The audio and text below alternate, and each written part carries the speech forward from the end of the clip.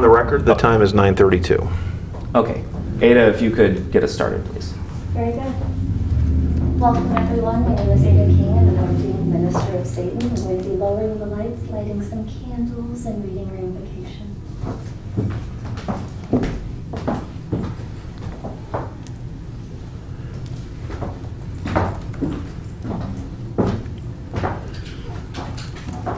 Let us stand now, unbowed and unfettered by arcane doctrines, born of fearful minds in darkened times. Let us embrace the Luciferian impulse to eat of the tree of knowledge and dissipate our blissful and comforting delusions of old. Let us demand that individuals be judged for their concrete actions, not their fealty to arbitrary social norms and illusory categorizations. Let us reason our solutions with agnosticism in all things, holding fast only to that which is demonstrably true. Let us stand firm against any and all arbitrary authority that threatens the personal sovereignty of one or of all. That which will not bend must break, and that which can be destroyed by the truth should never be spared its demise.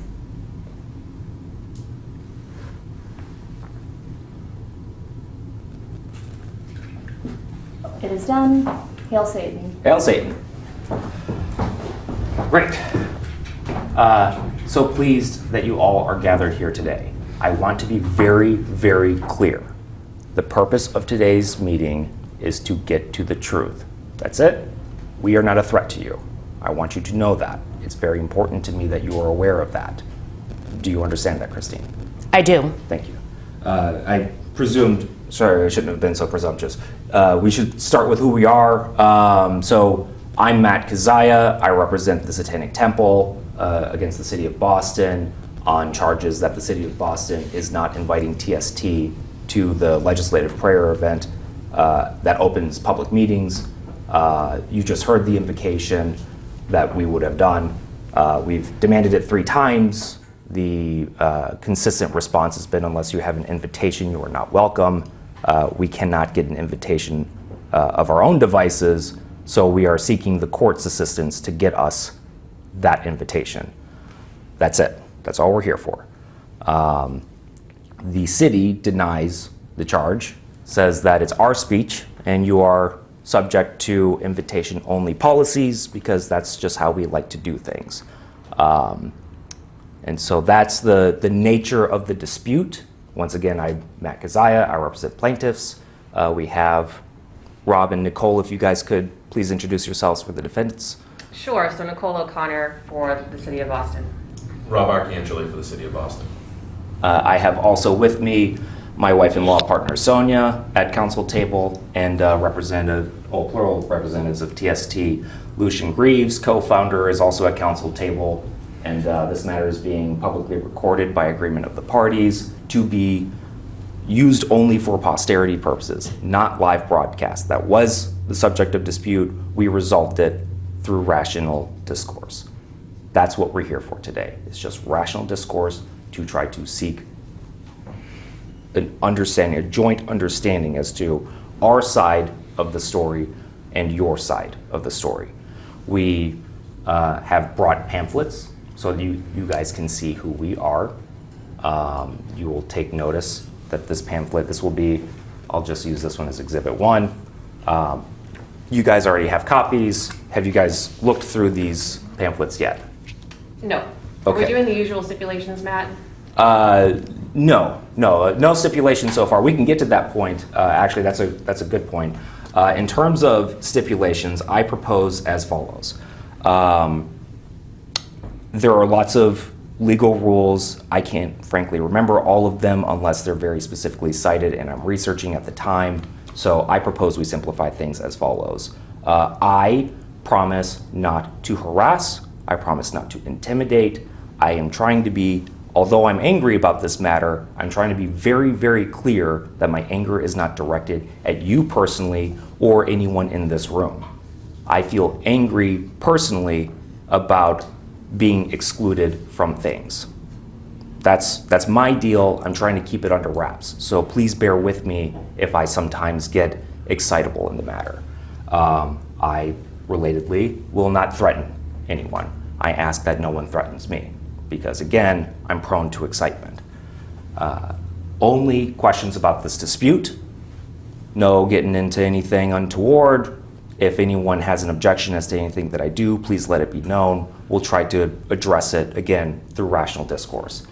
No statements, only questions. I'm inquiring into your mind. I'm not here to make any particular points. These are my proposed offers. Are these offers acceptable to you guys?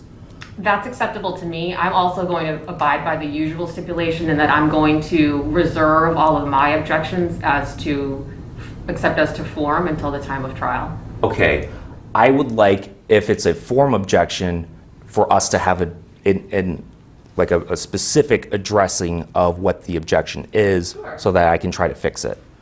I also request no semantics games. No games of, mincing of words. I'm not very good with words myself. Despite being a lawyer, I find myself consulting the dictionary quite regularly, in fact. No leaving. We're kind of stuck in here until we understand each other. That's all I'm trying to get to. No talking to your lawyers during these proceedings. So we are now in the part of the conversation where I'm inquiring into your state of mind. Yours, of course, being the cities of Boston's. Also, short of there being a privilege objection, I ask that you answer the question. It will be sometimes perhaps subject to an objection as to form, perhaps, or some other kind of objection. To the extent we can't resolve the objection amongst ourselves, I propose that we just discreetly table them. That's all I ask, is that the issue be discreetly stated. Any objections as to that? Nope. Okay. Before we begin, can we put the Oh. lights up just a little bit to where they were? Thank you. Let's see here. So phase 2 of things, you mentioned that you're going to reserve all objections for trial. That would resolve the next phase. To the extent you have any objections, I say for trial, for whatever next set of proceedings, I also propose that any disputes be resolved by Rob. I know Rob, I trust Rob, I know that Rob knows the law. So it will be either one of us. It may be me. I'm sorry if you're stuck with me. I'll do my best to get the law right, but you got me today. Hold on, I'm not stuck with you. To be clear, I want to talk with you. I brought you guys here for the purpose of talking to you, for the purpose of saying, here is where we are coming from. I want to know where you are coming from. That's it. And again, not through statement, because that part happened already, through question. So you and I might have a dispute. I say you, council table, City of Boston, and I might have a dispute. All I request is that to the extent there be contention, Rob be intervening to fix the contention. I hope it's a non-issue, but I think this will be an issue that we don't need to worry about. Okay. Can we table that then in the event of contention? I mean, these are very bizarre sort of stipulations or suggestions for a typical deposition. I'm happy we'll work with you amicably to resolve any issues, and I think this is a non-issue that we don't need to worry about. And if we should get into some sort of dispute, I think we can cross that bridge when we get to it. Understood. Okay. Once again, no contention, just looking for the truth. And to the extent we have any tabled issues, those obviously have to go to the judge. Any objections as to anything that I have proposed here? No. Anyone at all? Okay. All right. So that being the case, we have some important public documents that I just want to make reference to. I see no reason to show anyone them. There was the complaint, there was the answer, there was the motion to dismiss. There is the order granting the motion to dismiss as to part, importantly on the issue of government speech. And then Shurtleff came out, which importantly said that government speech cannot be used to exclude certain religions. Any objections as to the court taking note in the course of understanding the rest of this deposition of its own public docket? I don't really understand what you're asking on the record, but And to be clear, I'm not saying this for the court's benefit. I'm saying this for the congregants' benefit.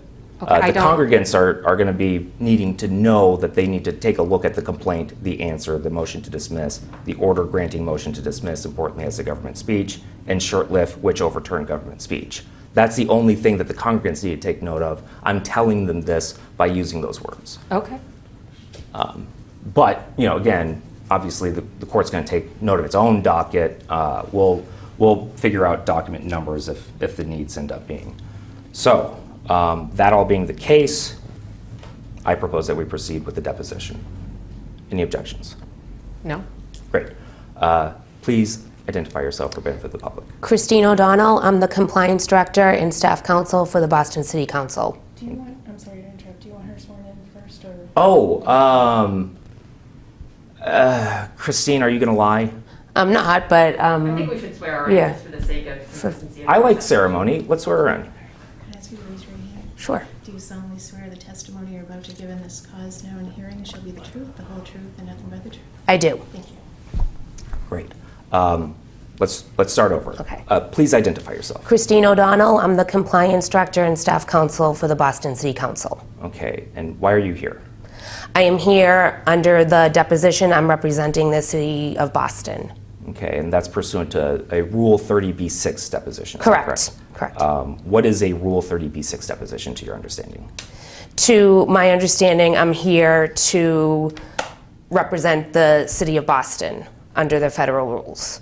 And with regard to the federal rules, you're referring to the federal rules of procedure, I gather. Is that Yes, correct? yes. Tell us more about the federal rules of procedure. Objection. What's the nature As of the they objection? pertain to what? She's the one who said it. I'm asking her to expound. On her understanding of what the federal rules of civil procedure are? Correct. Okay. Just my understanding is I'm here because of that rule.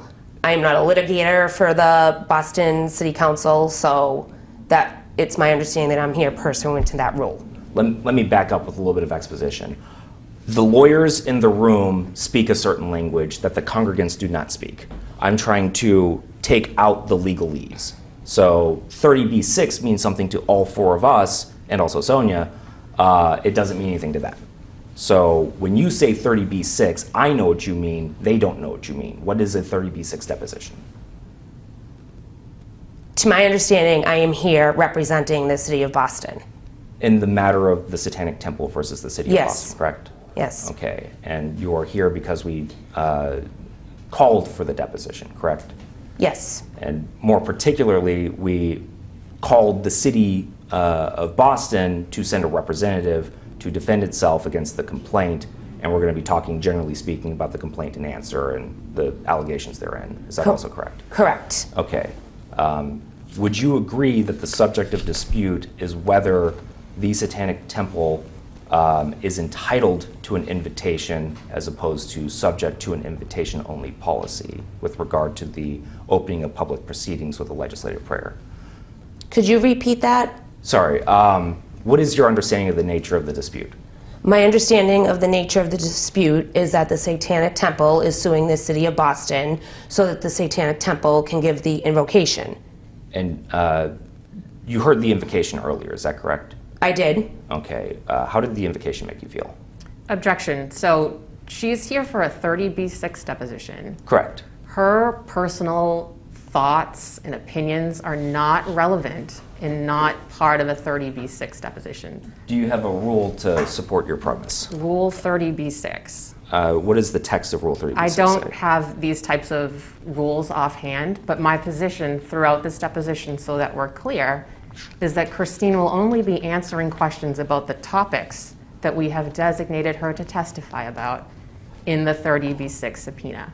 I respectfully disagree. It's my understanding of 30b-6, and I'm quoting here from my 30b-6 book, and the title of the book being 30B6, Deposing Corporations, Organizations, and the Government, second edition, by an author whose name I can't pronounce. I'm looking at page 172 now. The title of this section is "What Can You Ask in the Matters of Examination?" Given the title of the book, we all know it's about a 30B6 deposition. It states, 30B6 itself does not limit the matters of examination that a requesting party may seek in any way. So your proposition of the law is inconsistent with mine. Do you have authority that overpowers my authority? So my position is that she's not going to be answering questions that are outside the topic on the 30B6 deposition subpoena. So Perhaps it makes sense for us to caucus. Rob and I can caucus, and maybe we need to file a motion with the court to get some parameters on what will govern this deposition, because we're in for a long day if we don't have at least a basic understanding of that. I thought we just addressed that when I said I'm not going to be doing any harassing, no threats, only questions about this dispute.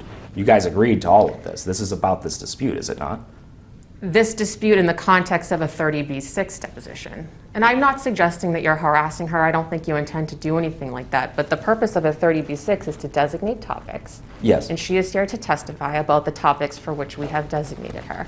Okay, so it seems to me that you're proposing that this is outside of the topics listed in the deposition notice. Is that correct? Exactly. Okay, let me pull that up because frankly, I don't remember what it says.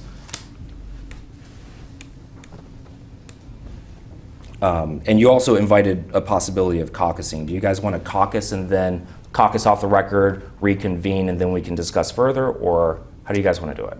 Sure. While you review the 30B6 topics, why don't Rob and I go speak, and we'll see how we want to proceed. Okay. Okay, the time is 9:49. We're off the record. Okay, we are back on the record. The time is 11:37. Great. Okay. You mentioned earlier that we have invocations at these meetings. Do you remember that? Yes. Oops, sorry, I don't have my mic on. Do I need a retake? Okay, great. So meetings happen. It's meetings of the public body. The public body has these meetings for the purpose of voting on things. And is it fair to say that the public body starts its meetings with an invocation? Yes. Okay, tell me about these invocations. So, like I said, the counselors invite someone to give the invocation, and at the beginning before the meeting starts, at the beginning, an invocation is given. Okay, describe the invocations that are typically given. So, generally they're relatively short. Some have been a few minutes, but generally they're relatively short, and whoever is giving it, let me backtrack a little bit. The counselor that extends the invitation introduces the individual prior to the individual giving the invocation. Can I pause you there? Sure. What does a typical introduction look like? The counselor says, "Oh, I'm here with so-and-so. So-and-so is from wherever. I know so-and-so personally, we've been friends, or I know so-and-so because they do work in my district, or they've done, my constituents are familiar with them, things of that nature." Okay.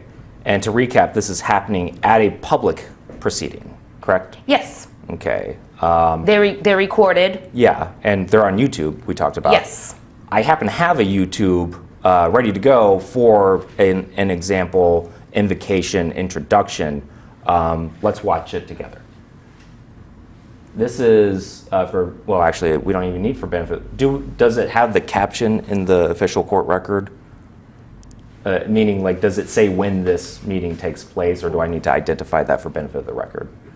It says it up there, I believe. Well, let's just make it easy. This is August 18, 2021, which obviously is after the complaint. If we could press play, please. Thank you to those from the chamber. Thank you for once again keeping your masks on. Let's pause here. You are speaking. We are presently watching a video with some guy in a suit with red hair talking. He appears to be at the head of the proceeding. Who is this guy? That is former counselor Matt O'Malley. He was the council president pro tempore at the time of that meeting, which means because the council president before him was serving as acting mayor at the time. So when the council president becomes acting mayor, the title that we give Councilor O'Malley was vice president of the council, but when he's acting as the president, the title is council president pro tempore. Latin for literally just temporarily. Yes. Okay. So this person is actually administering the proceedings. He's not just some guy, he's the person officiating the proceedings.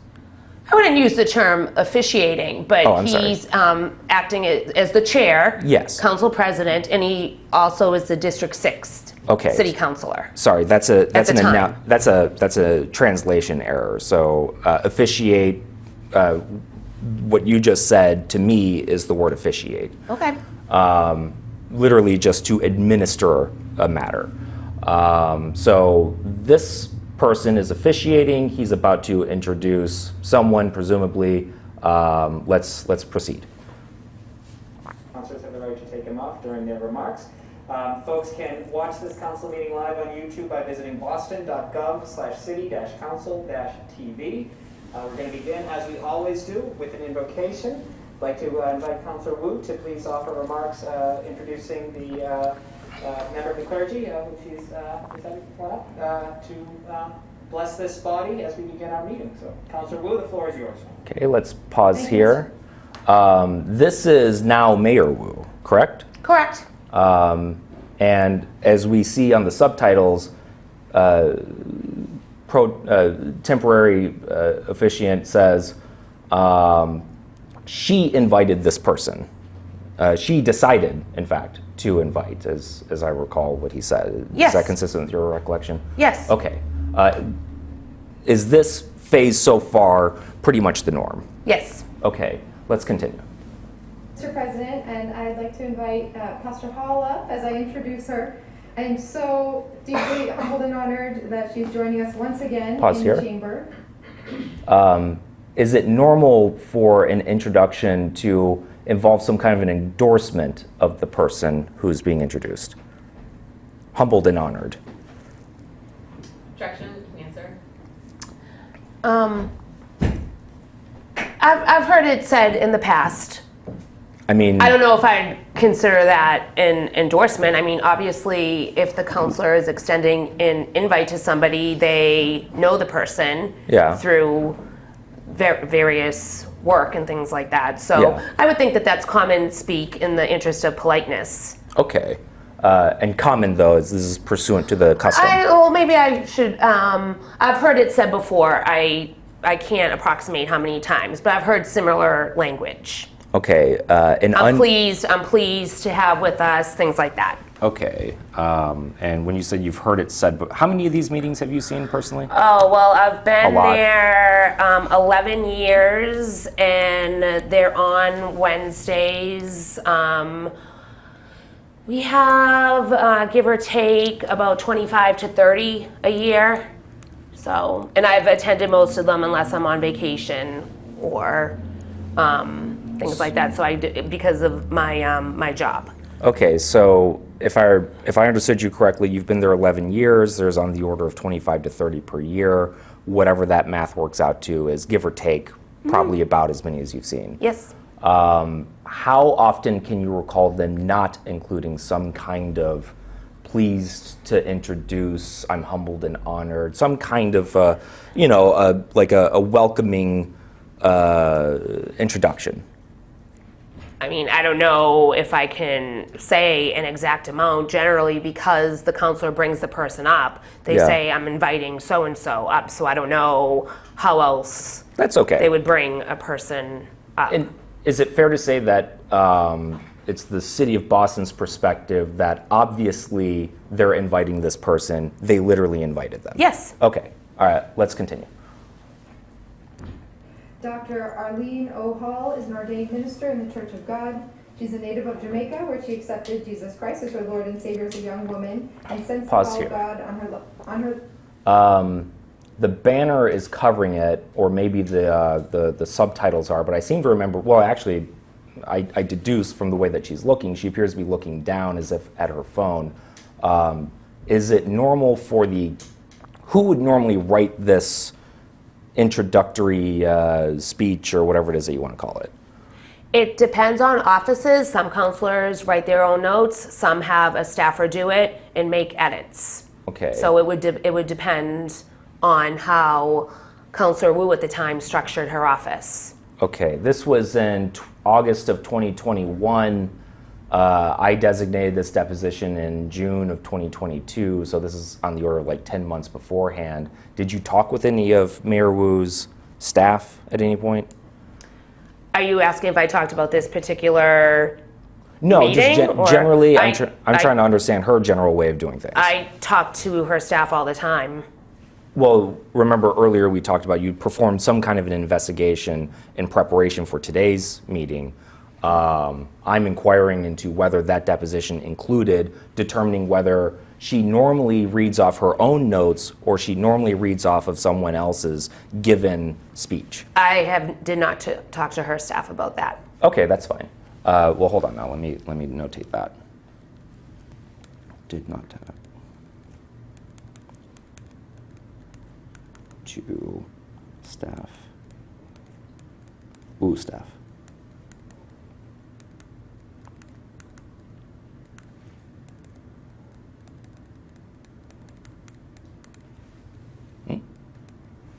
Okay. Let's proceed. Her life at a young age. She has graduated from the Church of God Ministerial Program and has a Master's of Arts degree and Master's of Divinity degree from Gordon Conwell Theological Seminary in Boston. Pause In here. 1999, She specified a university in Boston, neither of which I'm familiar with. Are these fancy degrees? Is this something that I'm supposed to be impressed by? Objection. In your opinion? You can answer if you can, Kristen. I mean, I don't know. I imagine some people are impressed by advanced degrees. Well, I'm asking if these are fancy institutions. Objection, you can answer. In your opinion? I don't know. Perhaps. Have you heard of these? Have you heard of these institutions? I have, yes. Okay. When did you first hear of these institutions? I can't recall. When did you most recently hear of these institutions other than Well, this? I mean, this was, like I said, you know, we're busy in the city of Boston, so I can't remember if I first heard of them then. This was in 2021. Now I'm recalling it, so. Well, I don't care about this. I'm asking separately. I can't recall when I first heard of the institutions. I more accurately asked you when you most recently, short of hearing it on here. I cannot recall. So it's something that without a particular event, you just know what these things are. These institutions that she's describing. Correct? Yes. Famous would be a word that I would use to describe something that I don't need to specifically recall. I just know what it is. Would you describe these institutions as famous? No. No? Okay. What is your definition of famous? I normally don't think of it, but something that is widely known. But again, famous can be subjective based on an individual's interest. Okay, so you're eliminating the subjectivity from the matter. How would you describe these institutions that she is designating? I don't know how I would describe them. You have no way of knowing how you would describe these institutions that you have no need to specifically recall, you just know what it is. Higher You can answer. higher educational institutions. Okay, please continue. Pastor Hall, along with her husband, Bishop Raymond Hall, answered the call of God and founded Deliverance Temple Worship Center, a dynamic church in the inner city of Boston, Massachusetts. Currently, she serves as founder and lead pastor of DT. Pause where here. God is transforming the life. I take note in the subtitles that she's referring to this church as a dynamic church. She's characterizing the church in the course of this speech. Do you take note of this? Yes, I see that. Okay, please continue. Of men and women, positioning them for their destiny. She's a woman of integrity with an engaging and congenial personality. I can vouch for that. Pause there. And a unique style of preaching. In your experience, how frequently do the inviting counselors vouch for the credibility or integrity of the people whom they invite? Often, because again, like I said, it's by invitation, and the counselors have a personal relationship with the individual or are familiar with them because of work in their district. Okay. Vouch has a very particular meaning to me, and I don't want to color your understanding of the word. How do you define the word vouch? That you're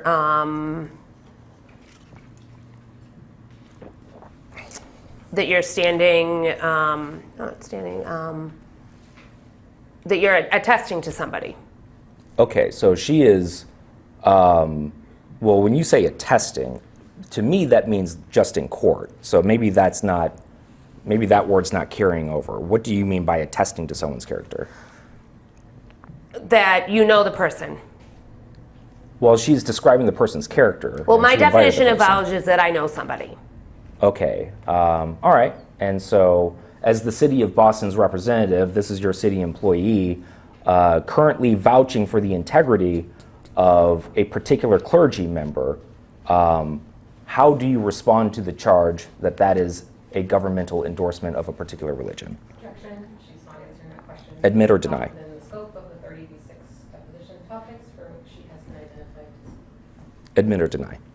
No, she's not answering the question. Oh, I'm sorry. You're telling this witness that whether the government endorsed this particular religious belief is outside the scope of this 30b6 examination, correct?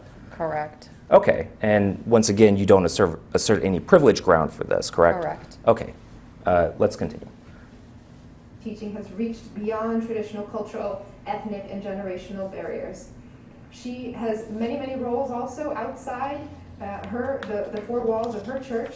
In addition to being lead pastor, she served on boards in Boston and as well as within the Church of God denomination. Pause here. When you talk about leadership, Is it common for the counselors in these kinds of introductory speeches to make mention that not only is this person that you're about to hear from a religious leader, but they also are a leader in the public as well? Yes, that is common. Okay, please continue. in Boston, especially within the Black church community, a name that consistently surfaces is Dr. Arlene O. Hall. After serving on the board of directors of the Black Ministerial Alliance for over 12 years, in June of 2016, she was voted in a historic move as the first woman and the youngest president to serve as head of the BMA. So very honored she is with us today. Pause here. Have you heard of this BMA, Black, I don't remember the rest of it, but basically whatever this alliance organization is that a public body or is that some non-public charity? I am not sure. I don't believe it's a public body according to my definition. Okay, yeah, well, literally, like, is it part of the city is what I'm trying to ask. Like the city No. organization. Okay, cool. So I didn't hear anything that appeared to be abnormal relative to the norm in this example introductory speech. Do you agree with me that that was a relatively normal speech? Yes. Was there anything about that which sets you off as that's abnormal? That it's what? Abnormal. No. We said it's relatively normal. I just want to, back in it from the other end. It's, this is a normal intro. Yes. In other words. Okay, Yes. cool. All right. Now let's watch we've seen the introduction. Now let's see how these things usually go. Rizzo.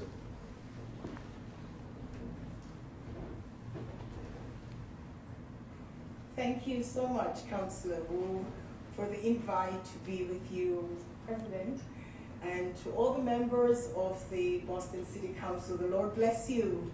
Pause. I'm grateful. Pause here. I think How often does this begin with some kind of pre-blessing blessing? So I can't state a specific time. Like I've said, I've gone to numerous of these. They're all recorded. They're all online. Mm-hmm. So it just depends. Did you watch any other invocations than what we're watching right now? Yes, as I said, I've attended pretty much every single meeting since I started in 2011. I asked a poor question, I apologize. I meant more particularly, did you watch any of these pursuant to your investigation for this particular purpose? No. Okay, please continue.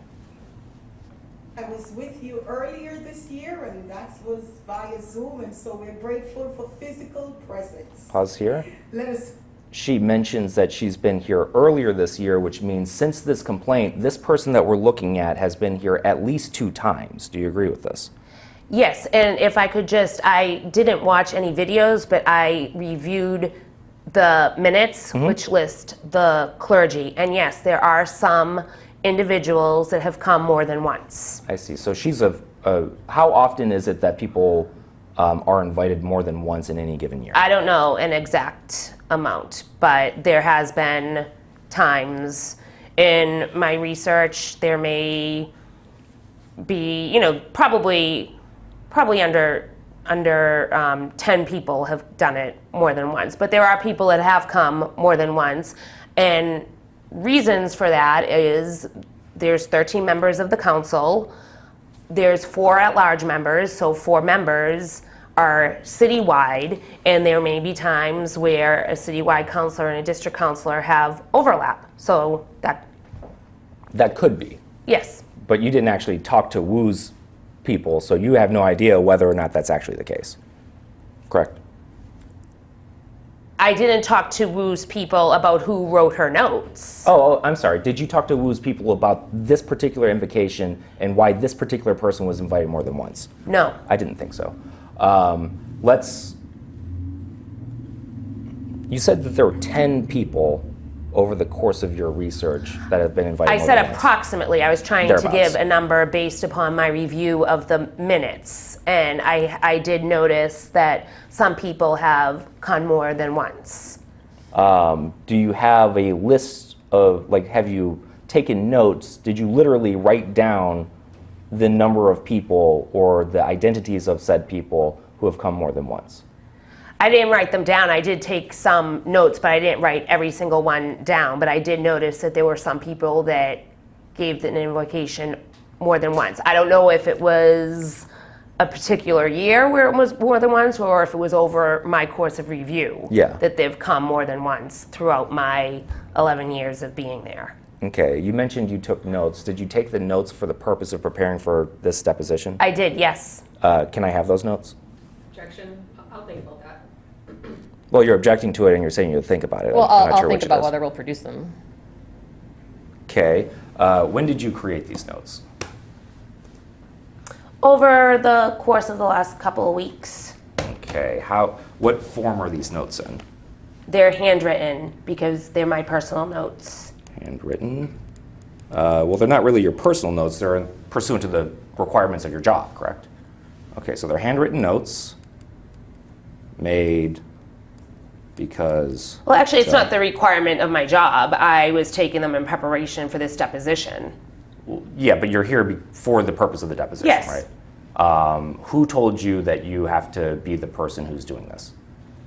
I was designated as the person on City Council Central staff that can speak to the policies of how the invocation is given. So you're talking about central staff. What is central staff? Central staff is where I work. We work, there's 10 of us about that work for all 13 counselors.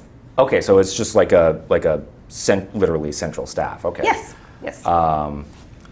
Other than you, who other kinds of people are on this central staff? We have a technology person, we have a budget person, and we have legislative aides. Do you That- have? Oh, sorry. please go ahead. That they help with committee hearings and things like that. Do legislative aides have any notes or anything to the effect of, basically, is there anything relevant to this dispute within central staff's No, records? No. Okay, you guys did a comprehensive sweep of everything, then I have everything of relevance, yes, other than your notes. yes, Okay, so you made this, so you were designated, you emphasize, or rather I emphasize, you were passive tense designated. Who designated you? Well, for certain subject matters, I was designated. I understand that. It's been made abundantly clear that for certain matters you were designated. I'm asking who designated you? Who made the decision to designate you? When I met with council and I explained what I did, it was agreed by the president of the city council and in discussions with our council that I would be the one designated for these topics. I honestly don't know what you're saying. I'm asking, who is the person who told you that you have to do this? Did you volunteer or were you directed to do it? I mean, I volunteered based on my role for the Okay. city council. Okay, so And in discussions with the city's lawyers in preparation for this. I see. And to recap, you are an agent of the city, and also you made these notes pursuant to your agency, and more importantly, pursuant to the greater purpose of preparing for this here deposition. Yes. Correct? Okay. And so to recap, they're handwritten notes. They were made within the past 2 weeks. Where are these notes? They're in my office. Okay, so you are And the they're not complete, by the way. I just reviewed, I was going through past minutes from years 2011 to 2015, Yeah. just to refresh my memory. Yeah. So they're not complete. They're very, just so I would have a track in my memory. So they're not complete. Well, if you're anything like me, your notes are nothing more than chicken scratch anyway. I'm just saying that that's what my notes are. I'm not suggesting that yours are. I'm just saying those are mine. Probably. So 2 weeks, handwritten notes. You are the custodian? Yes. Okay. I'm notifying you now. Please don't shred those. Please don't Sure. lose those. I will be seeking those pursuant to the rules of discovery. Okay. So, returning back to central staff, there's on the order of 10 people. Wait, no, we don't need, we're done with that. Okay. Let's continue. Pray. I want to ground our time of prayer in the Old Testament text of 1 Chronicles 12, verse 32, and it tells us that the men of Issachar had an understanding of the times. They knew, one translation said, the signs of the time with knowledge of what to do. They knew the best course to take. Let us pray. Father God, I thank you for these your servants that have answered the Pause call here. to She is directing this blessing to the people who vote on public matters, correct? You're asking if she's addressing it to She's them? literally blessing those people. The body public, which is being met, she is literally blessing the proceedings. You understand this, right? I don't know if Objection, you can answer. I don't know if I'd classify it as that. She's said, let us pray like 3 times in the past, I don't know, minute or so that she's been talking. You would not characterize let us pray as a blessing? No. How would you describe a blessing? I look at it, it's a time to, before the proceedings for government work start, it's a time to recognize the seriousness of the proceedings. That's how I look at it. Well, sure, yeah. I mean, we did the same thing here. This is an analogous concept that both of our separate institutions follow. I get that. That's not the question posed. The question posed is, how is this not a blessing? I don't interpret it like that. Would you interpret what we just did as a blessing at the beginning of this thing? Objection, you can answer that question. I don't. Okay. How would you describe what we did earlier? Having a moment to come together before a proceeding is started. Okay. Having a moment before the proceeding has started is how you describe a blessing? And this is different than what you're showing on video. Why is it what we're different? doing right now is different than what we're at a deposition. Yeah. This is a city council that is at their regular meeting where they're voting on city matters. So, in my opinion, that is different to me. Do you know why we're entitled to require you guys to be here? Objection. Question posed. Yes, Why are we entitled to be here? be under the deposition, the 30B6, I believe, is the site. Okay, and why do those rules require you guys to come here? Objection. Matt, you know? she's not going to answer these questions. They have nothing to do with the reason. She's a lawyer. She knows how to Yeah, say but I'm that not a the- litigator. I told you that. Okay, so let's start with the basics. Are you familiar with the text of the First Amendment? Objection, Matt. Yes or no? She's not answering questions about, I've given, I think, significant leeway about general background questions, but Christine's not here to talk about her understanding of the law. It has no relation to the topics for which she's been designated. Why is that not literally the subject matter of this dispute? She's not here to testify about the subject matter of this dispute. She's here to testify about the topics for which she has been designated. That was a mistranslation. It was my intended purpose that you would be discussing the topics of this dispute, the subject matter of the dispute. In my opinion, all of these questions go to the ultimate question of fact, which is, did the city discriminate, yes or no? Y'all posit no, we posit yes. I'm trying to figure out what's going on in between the yes and the no so that we can see if we can at least join minds and understand what we're arguing about. That's what I'm trying to figure out here. Your position is, no, we're not here. We are doing literally the least that we can get away with under the rules, correct? I am following the rules. I'm following the rules of what a 30B6 deposition is. And so I'm limiting her testimony to the topics for which she has been designated. And I appreciate that you have a different understanding, but that's my position on the record. I understand that's your on-record position. I just want to make sure one more point is abundantly clear. You are not asserting a privilege. You're just telling her not to answer, correct? Correct. Thank you. You, Nicole O'Connor, specifically, are directing this witness specifically not to answer this question, even though you don't have a privilege argument, correct?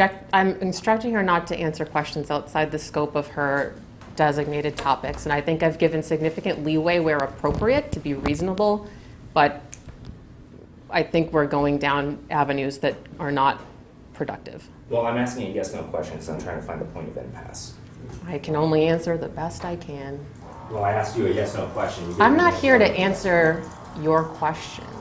Well, then that means we're not at the point of impasse. We don't, this isn't some sort of proceeding where we need to reach points of impasse. You know my position.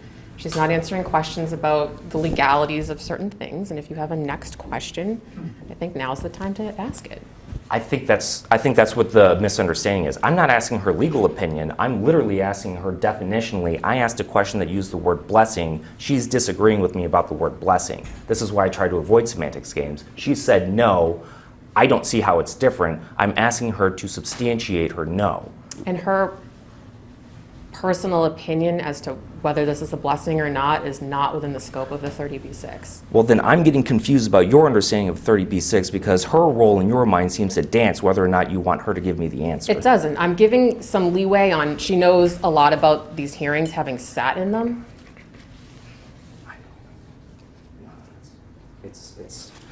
Fine, all right. My client's representative informs me to tell you that Mally, I wanted to have this as a surprise for trial, but since I'm having to spoil the surprise anyway, he literally called it a blessing. All right, do we need to rewind and go rewatch him call it a blessing, or can we get over this blessing and pass with semantics? She's going to answer the questions how she sees fit. She doesn't answer them to reach the conclusion that you want her to reach. She, in her opinion, said that this wasn't a blessing. Okay, her opinion not only is not relevant to her 30B6 topics, but her opinion is what it is. So that's her answer to the question. You are here to ask questions, and she is here to give her answers. Whether you like her answers or not is not the question for today. I disagree. That's literally our role here. That's what a deposition is. Let's rewind, let's watch him say blessing, and then let's have you say it's not a blessing. Well, you can ask her, did she say it's a blessing? That's a fair question, but whether Christine feels it's a blessing is an entirely different question. Christine's not talking today. The city of Boston is talking through Christine today. We're at a fundamental, I agree with that she has been designated on certain topics, but whether this constitutes a blessing in Christine's opinion is not a question before these 30B6 topics. I see. Okay, so I'm stuck with the 30B6 matters of designation when you don't want me to go outside of that, but I'm also stuck outside of the 30B6 matters of deposition when I'm talking to Christine. So I'm stuck with her personal knowledge pursuant to her investigation. I'm not allowed to ask the things that I want to know from the person who the city of Boston sent here to talk about the subject matter of this case. If you had issued a subpoena in her personal capacity or in her individual capacity, sure, those questions would be appropriate, perhaps. But she wasn't designated on those topics. So maybe the confusion goes like this. City of Boston, I speak to you through this human who stands before me. Let's rewatch your employee call this a blessing first. Rewind, I don't know, let's just go back to about 5-ish, right before Wu starts talking. A little bit further, more like 4:30. All right, take note everyone, we're at 7. A little bit more. That's fine, let's just start here. At 4:30 or 4:07? 4:07 is fine. Okay, let us resume. Mark's introducing the member of the clergy, which is to bless this body as we begin our meeting. Pause. Councillor Wu. Did anyone else in the room take notice how he emphasized the word bless? I did. Did you, City of Boston, notice that your employee emphasized the word bless? I just heard him say that, yes. I see. And City of Boston, would you also agree that this in fact is a blessing? Objection. Yes or no? No, her personal opinion is irrelevant. I'm And not it's talking to part of- Christine. I'm talking to the City of Boston that hovers over her. But City she of is Boston, not designated on those topics, and Matt, this is not productive. So if you want to seek leave of court to perhaps put some parameters on what our understanding of what this deposition is, you know my position, I know your position, we don't have the same position. So continuing to go down this road is neither productive, helpful, or a productive use of anyone's time. I agree. So you've got my objection on the Mm-hmm. record. If you would like to revisit that in court, you are certainly welcome to do so, but the next question, please. Thank you. City of Boston, is this in fact a blessing? Objection. So if we are going to continue to do this, I'm telling you that we're going to leave. I'm confused. I'm asking a different question from my prior one that you just objected to. Is there something that I'm misunderstanding about Ask your objection? question again, let me hear it. City of Boston, do you bless your meetings? That's a fair question. Yes or no? No. You do not. Okay, let us continue. Back at 7 though. 7 minutes. 6:57. That's fine. Whatever. 7. I'm sure she's saying nothing of importance. That's good. 6:49. That's good too. Let us pray. Father God, I thank you for these your servants that have answered the call to serve the city of Boston. Thank you for this unique time that you have blessed us with, and you have endowed us with the wisdom and the knowledge and the understanding, oh God, to know what to do. So today, as I pray for each member of the Boston City Council, I ask you, like the men of Issachar of old, that you will give these women and men understanding of the different neighborhoods, understanding of the unique culture of Boston, understanding of the problems that we face and the problems Pause that they here. need. In the past 45 seconds, I've heard her call the counselors your servants. She's called this a blessing, and she has requested that God literally endow his servants with knowledge. Have you heard all of those things, or do we need to rewatch the last 45 seconds? I heard it. Okay, please continue.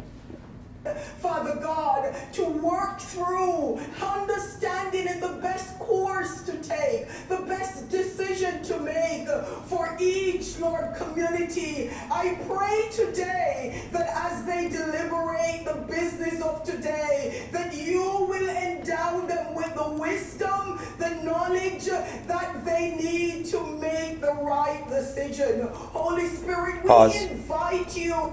Where are we at? 8:09. In the past, call it 35 seconds, I've heard this person with an emphatically impassionate voice describe this current speech as a prayer. She has once again recited that the counselors require God's wisdom and knowledge to do their basic governmental tasks.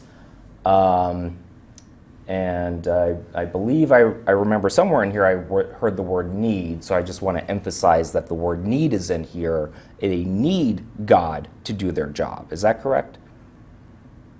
from the city of Boston's perspective, is it correct that the government needs God to do its job? Objection. Yes or no? Answering that question.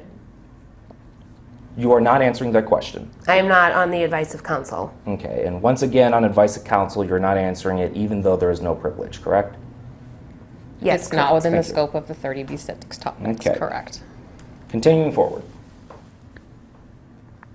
To give them the wisdom that they do not possess within themselves, that as they trust you, as they allow you to lead them, that they, Father God, will be confident in the course that they will take. I ask you that you will watch over each person and their families.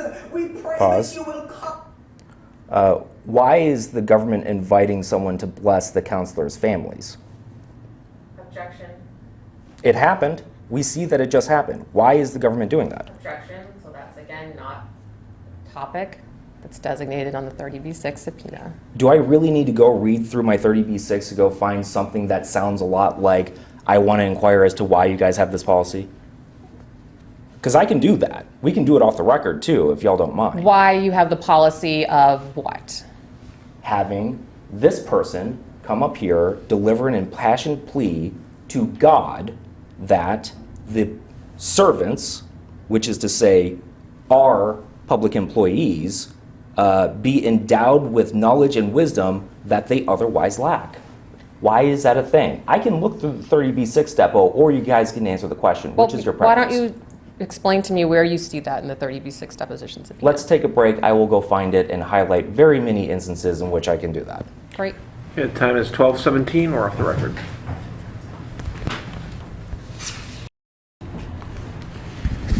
Okay, we are back on the record. The time is 12:17. Okay, taking note of the 30B6 notice, paragraph 3 states as follows.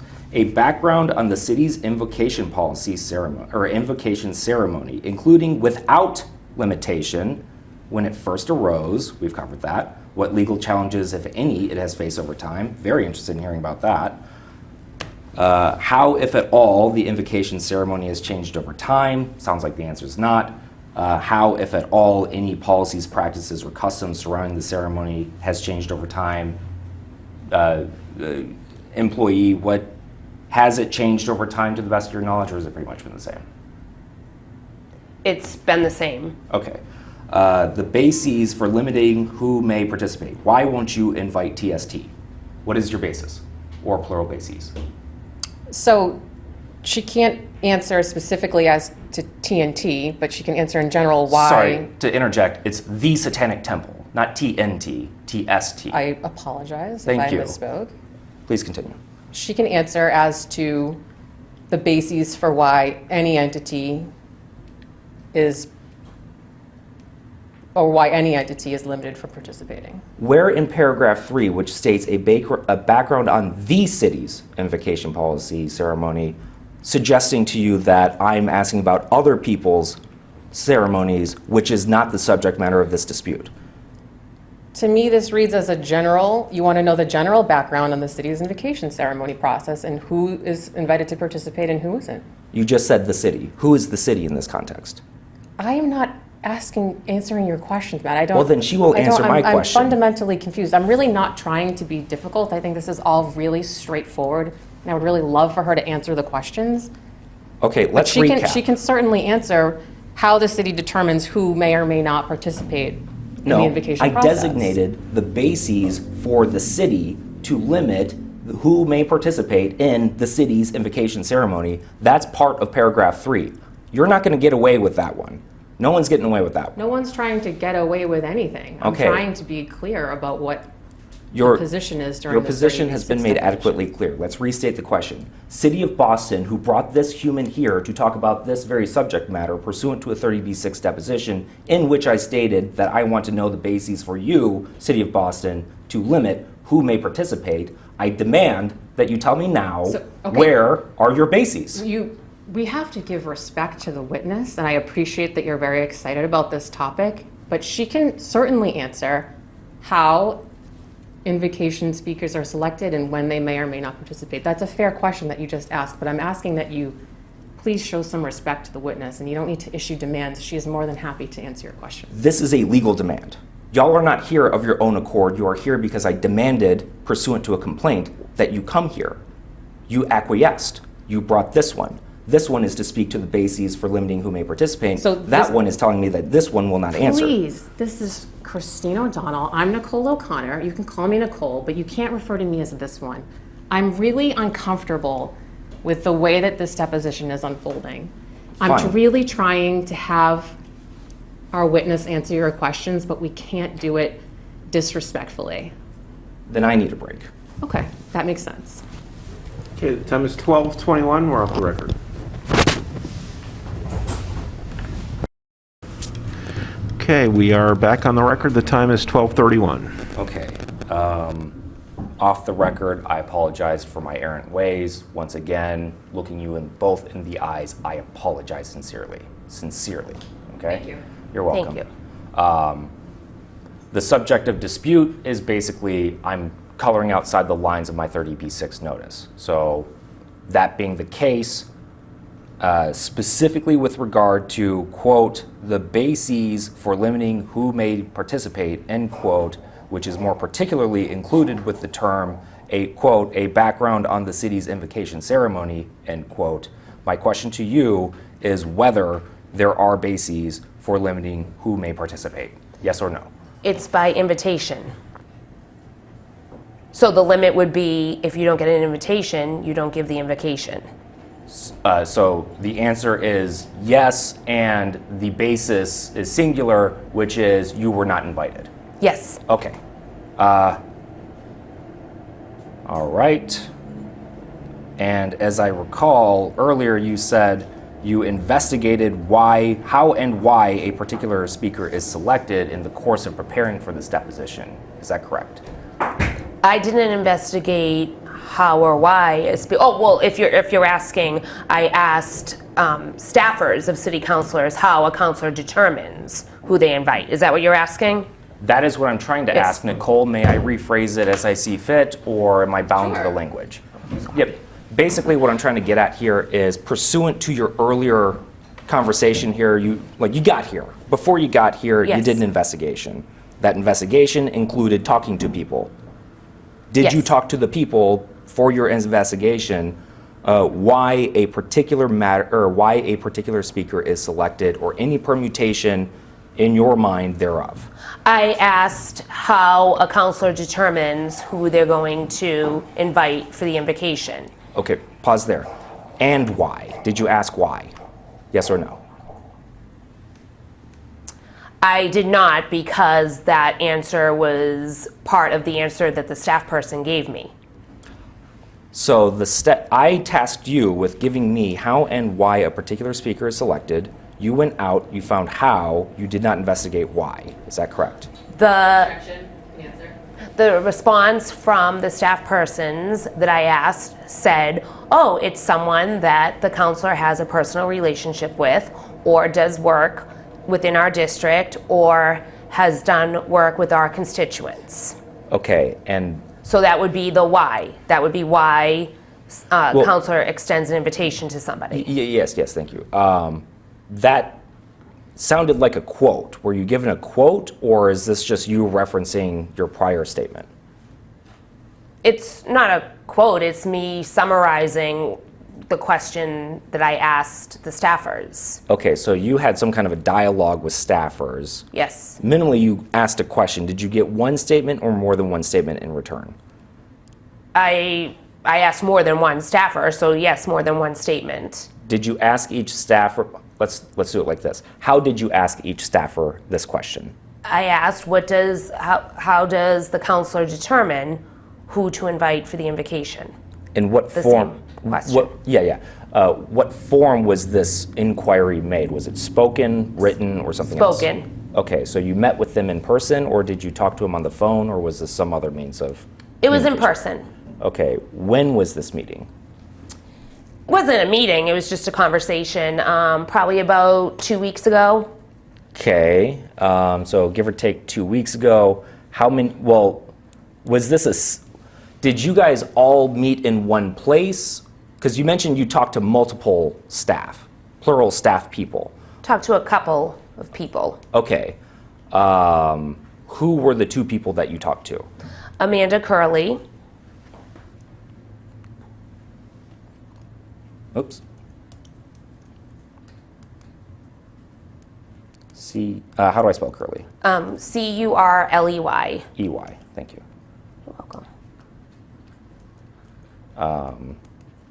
And just for sake of good notes, ANDA.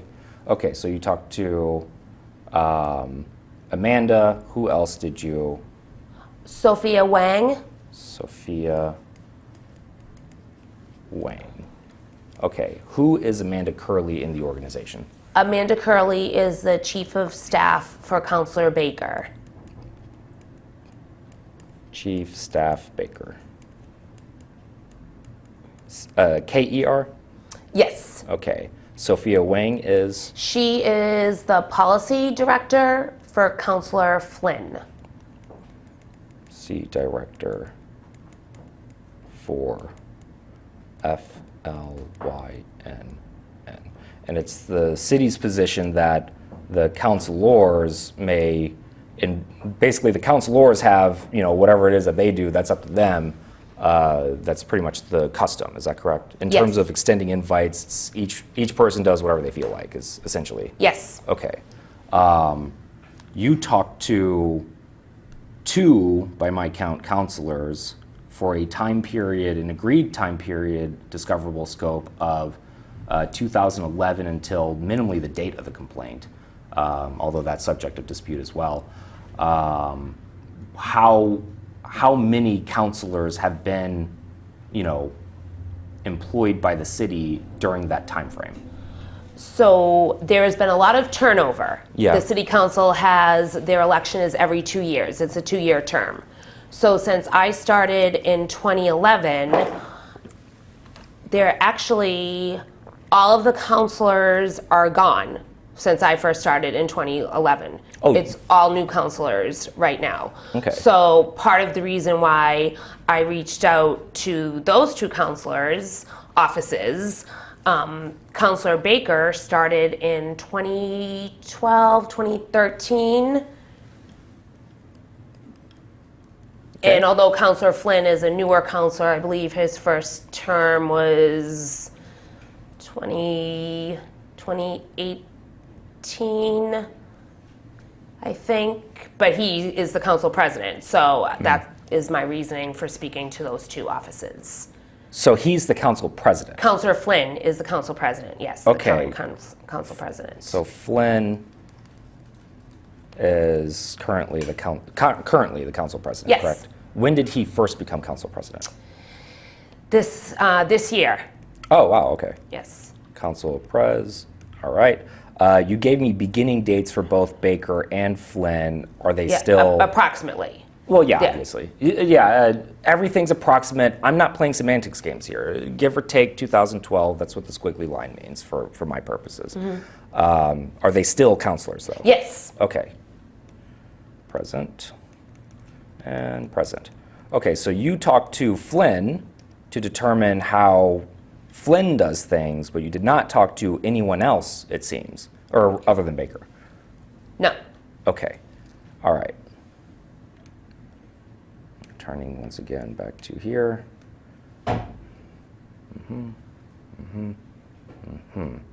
All right. Why didn't you talk to anyone other than Flynn's people? Well, I talked to Counselor Baker's Oh, yes. people because, again, he's been there the longest now, and Counselor Flynn because he's the council president. Oh.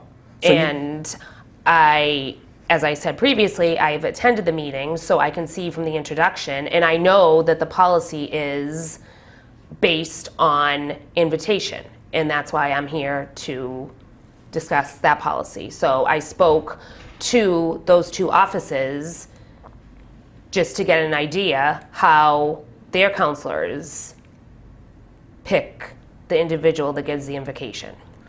you specify how, but I also charged you with specifying why. And again, I feel that I answered that. It's individuals that the counselors have a relationship with, and it's by invitation.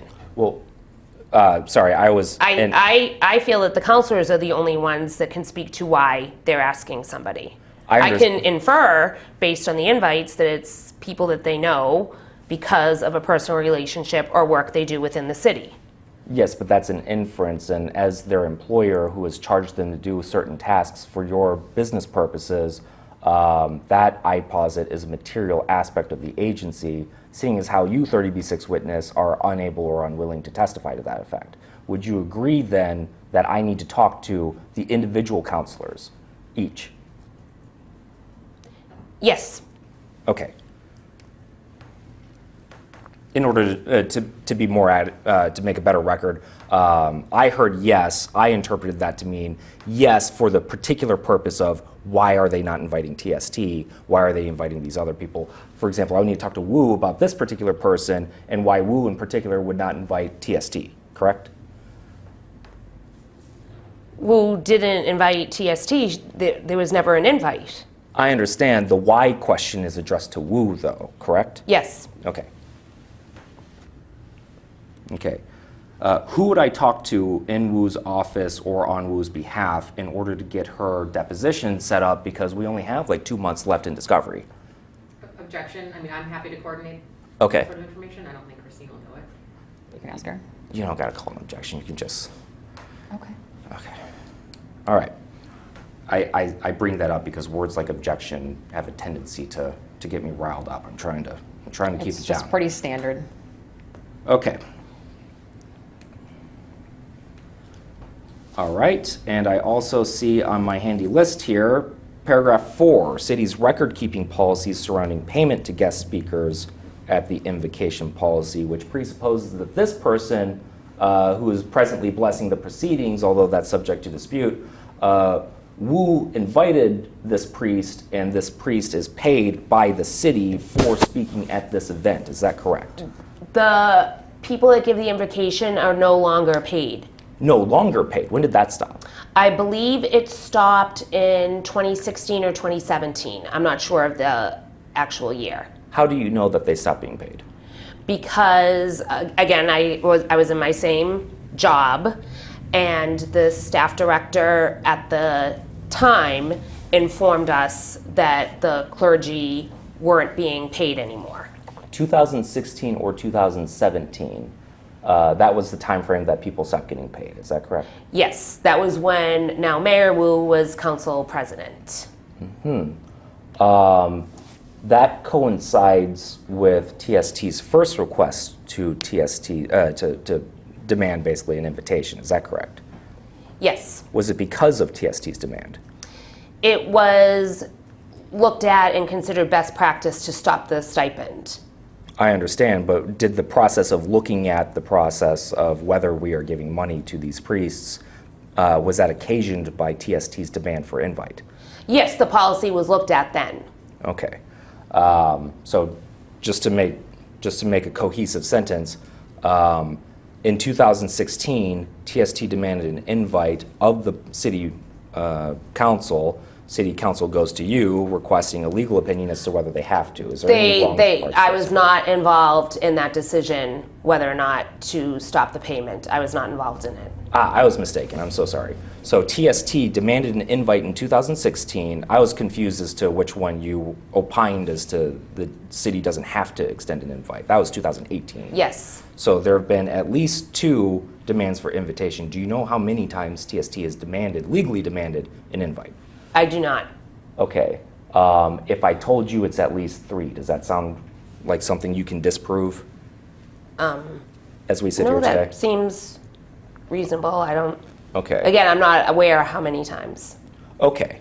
That's fine. I don't really care about the number anyway. So TST first issues a demand in 2016, which prompts a process of reviewing its prior policy to avoid a subject lawsuit not unlike this one, because of TST's legal demand, and it seems from my perspective at least, and I'm curious as to your position on the matter, it seems like it was for the purpose of either avoiding or winning a lawsuit, not unlike this one. Objection.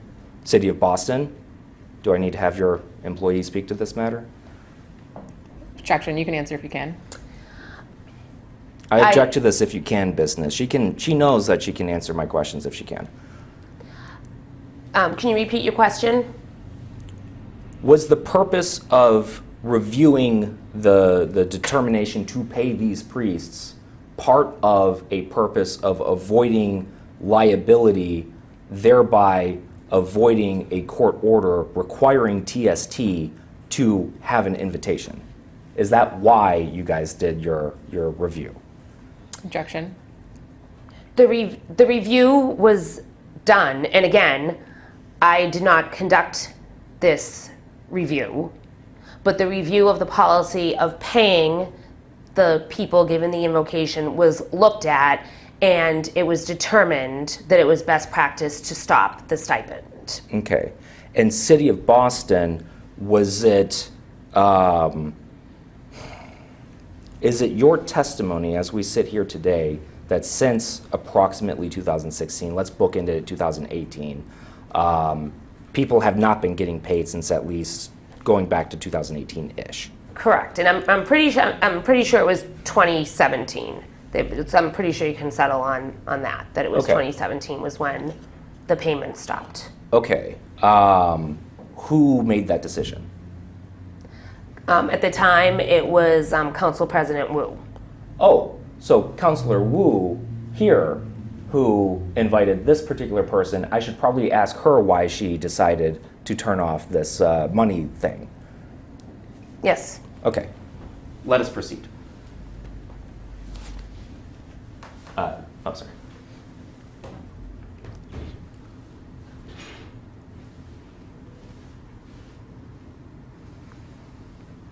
It's hard to use a laptop mouse, guys. Bear with us.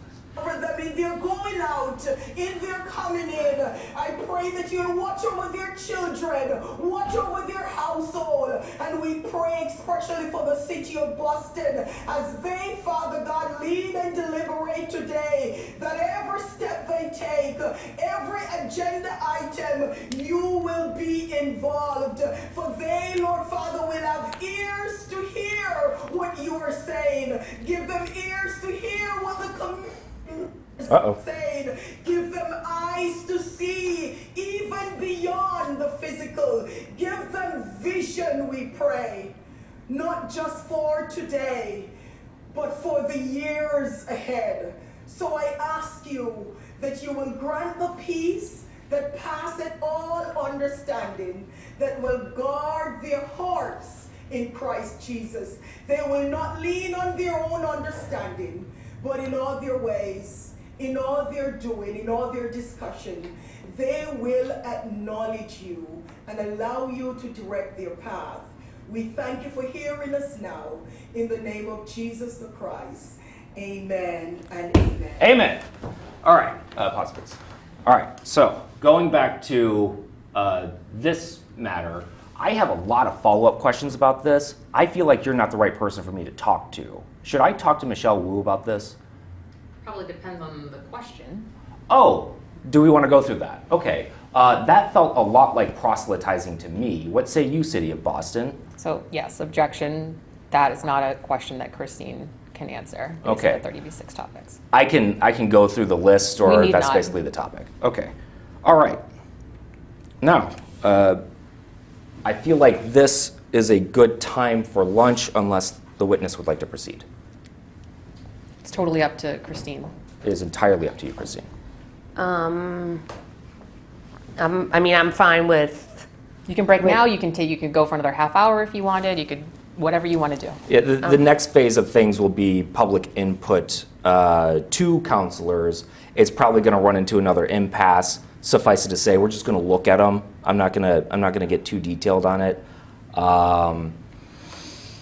I feel like I have a lot of why questions that are really better addressed to Wu, so I'm just going to leave those for her. How about we just take a look at the emails and then call it a day? Sure. Okay. Sound good? Sure. All right. Let's just drop this dropped this YouTube thing. We now have some emails that we've received through Discovery. To recap, Christine, you looked at the Discovery, correct? Yes. Okay. And more particularly, I apologize, Discovery is a legal jargon term. Could you please explain to the congregants what it means to have Discovery? Objection, you can answer. My understanding is that it's requests for information and documents before litigation or during litigation.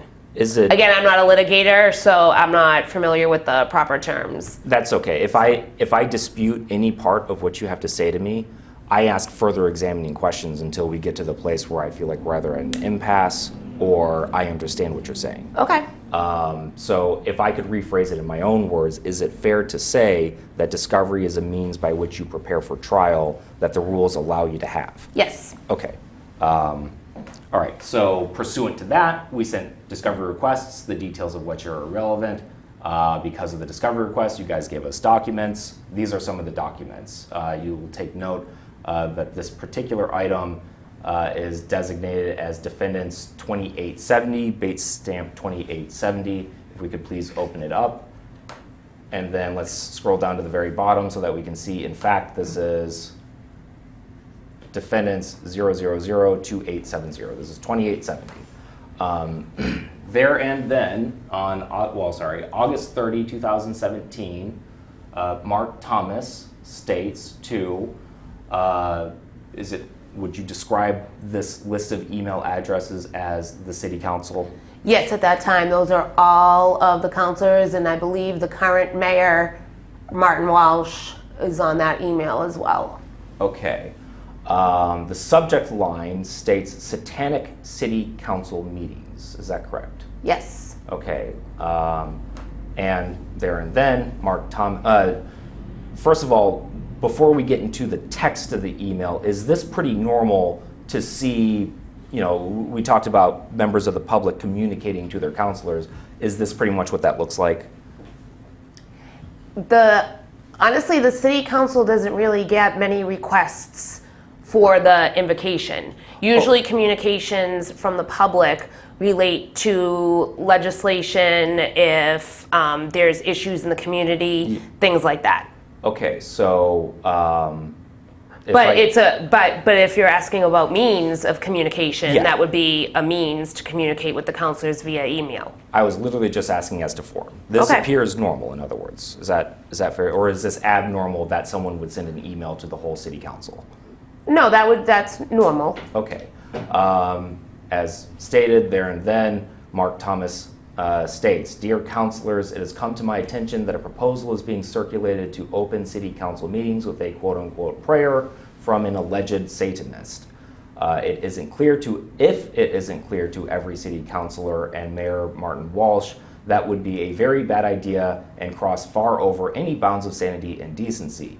Moreover, as an act of hate, blasphemy, and rejection of God, it should be immediately commended as just that. I trust that this is all that needs to be said on the matter. It is a very frightening matter to incur the wrath of God for either yourselves or the city of Boston. Respectfully, Mark Thomas Boston." Did I read that email in full correctly? Yes. Okay, and then I see from Andrea Campbell to Christine O'Donnell. First of all, you're Christine O'Donnell. You're the two, is that correct? Yes. Okay, and Andrea Campbell is the then council president. Actually. Yep. I see. No. She was a district councilor at that time. Okay, and to reiterate, that time being August 30, 2017, was the original email, the secondary email being, or the responsive email, whatever this is, maybe forward. Is this a forward? You tell me. It is a forward because, as you can see, the August 30th email, I was not on. Mm-hmm. And then from the text of the email on September 1st, it looks as if I was forwarded that email because it was a public records request. I see. I also now take note, this would have probably made things a lot easier. Above Mark Thomas, it literally says forwarded message. So we know now that it was forwarded to you. So going back, September 1, 2017, Andrea says to you, Christine O'Donnell, "Hi Christine, I'm checking on the counselor's email during her leave and will send you all emails related to this request now." You received this email. I did not receive any other responsive documentation about this. Who is the counselor, to your understanding, from Andrea Campbell? That Ellie was Counselor Campbell's chief of staff at the time. So she's telling me that she's reviewing the counselor's emails. Okay. Oh, I see. This was a subject to a public record. Looking at the context in the sense that was forwarded to me, Okay. it appears to me that this was a subject to a public records request, and that's why Ellie, who was Counselor Campbell's chief of staff, is forwarding this to me. I see now also this email is well, no. How do you know this is a public records request? Based on my job for the past 11 years, it says I'm checking the counselor's email during her leave and will send you all emails related to this request now.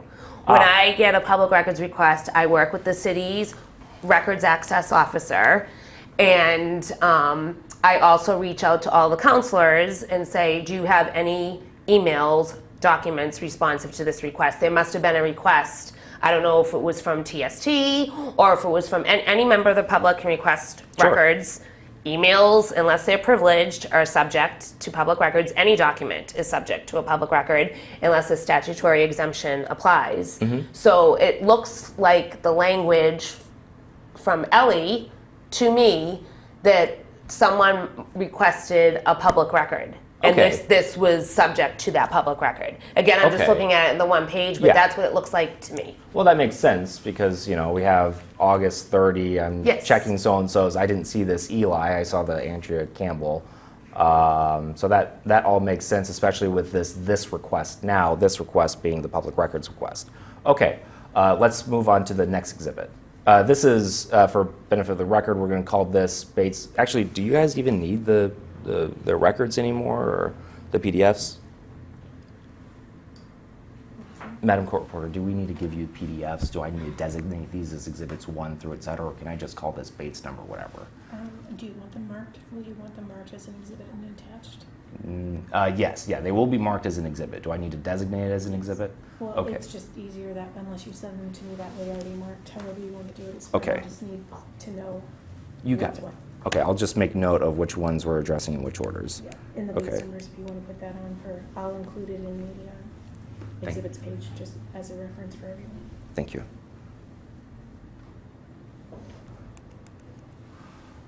All right, so we've called, if we could scroll back down, I've already forgotten the base number. Here we are, 2870. And this is, I'm going to call this the frightening email.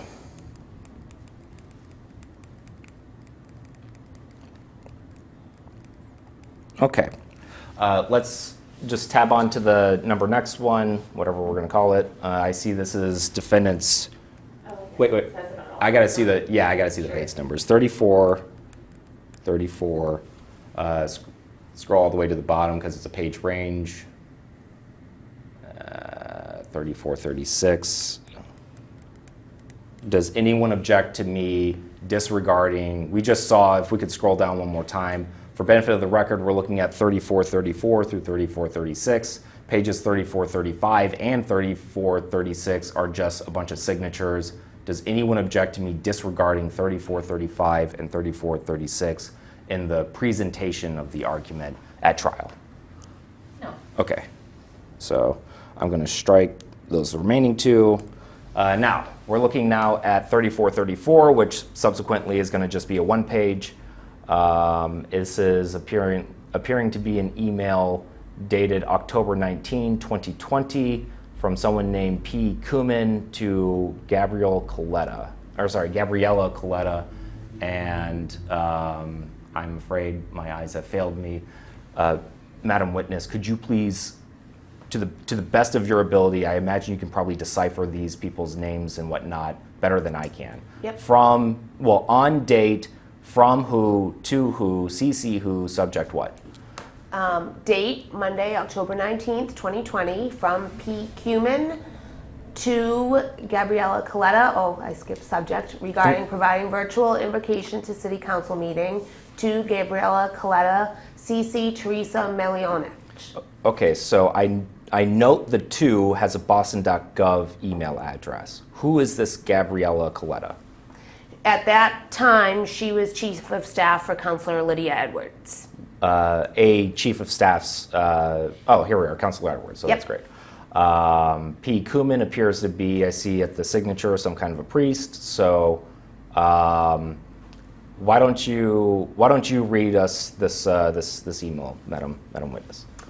Hi, Gabriella. Thank you for your email. I'm honored to accept Councilor Edwards' invitation to provide the opening invocation for the City Council this coming Wednesday, but I have a practical question to ask to make sure that there's something feasible for me.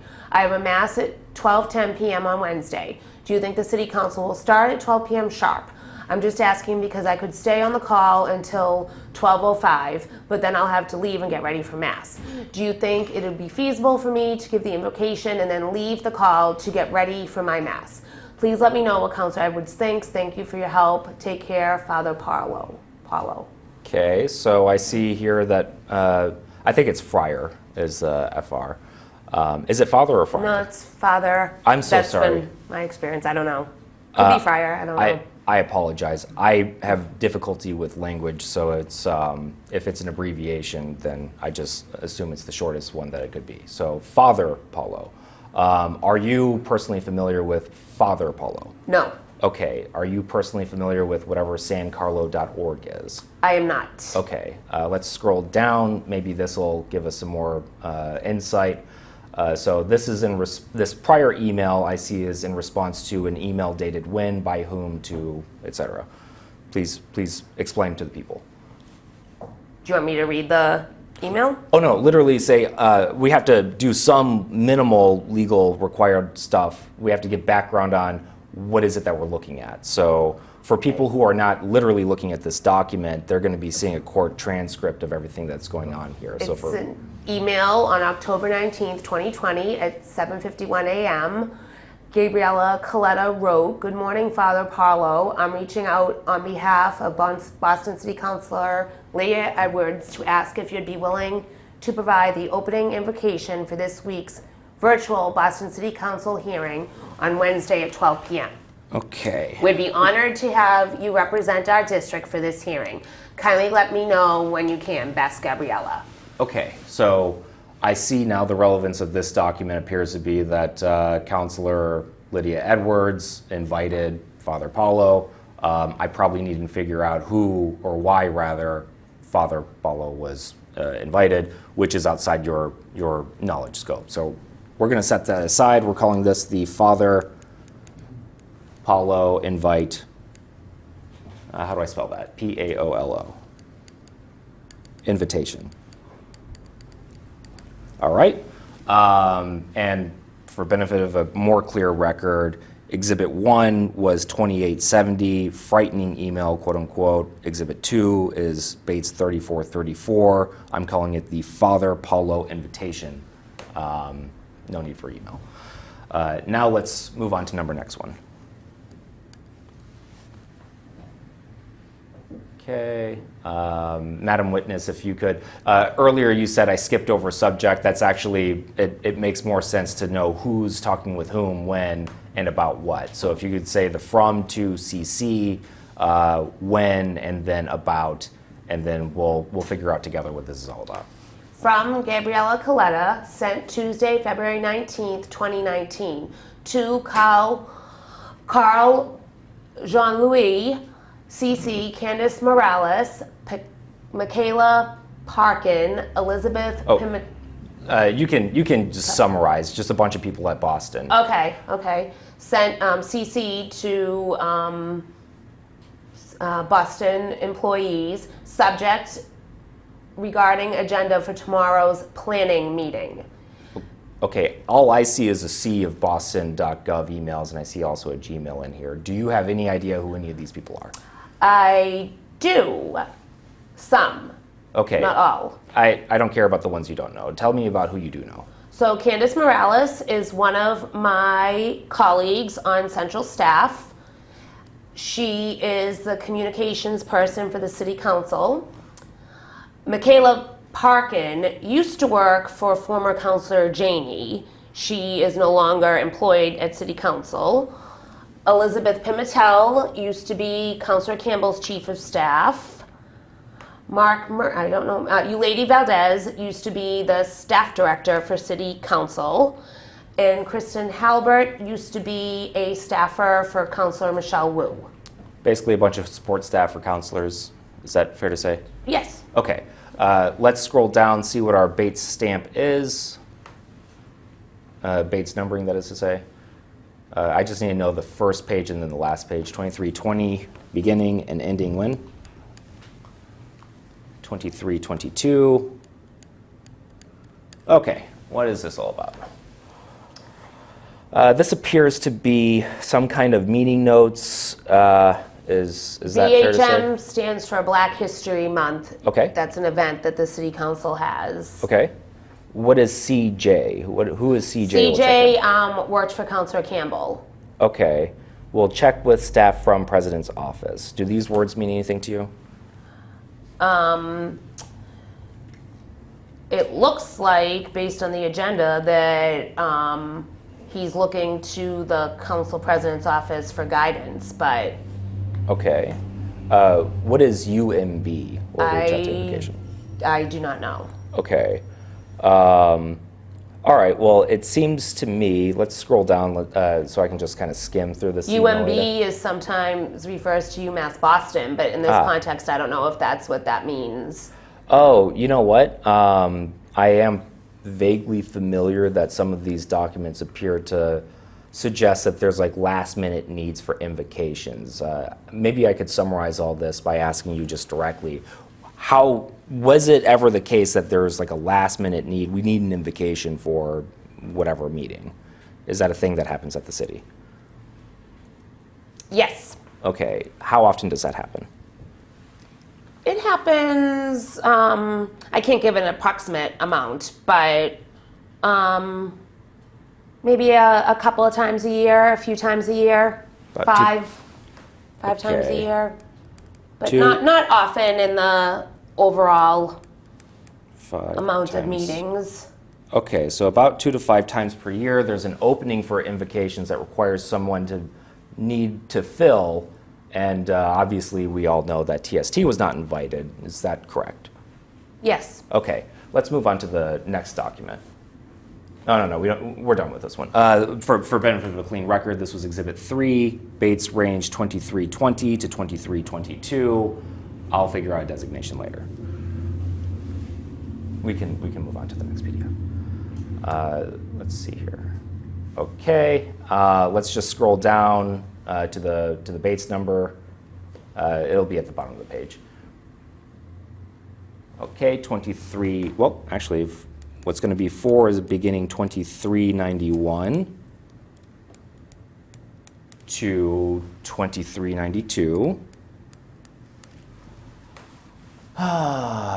This appears to me to be another discrete instance, provable instance in which someone needed a last minute invite. Is that consistent with your reading of this email? Do you need me to read it out loud? Nope.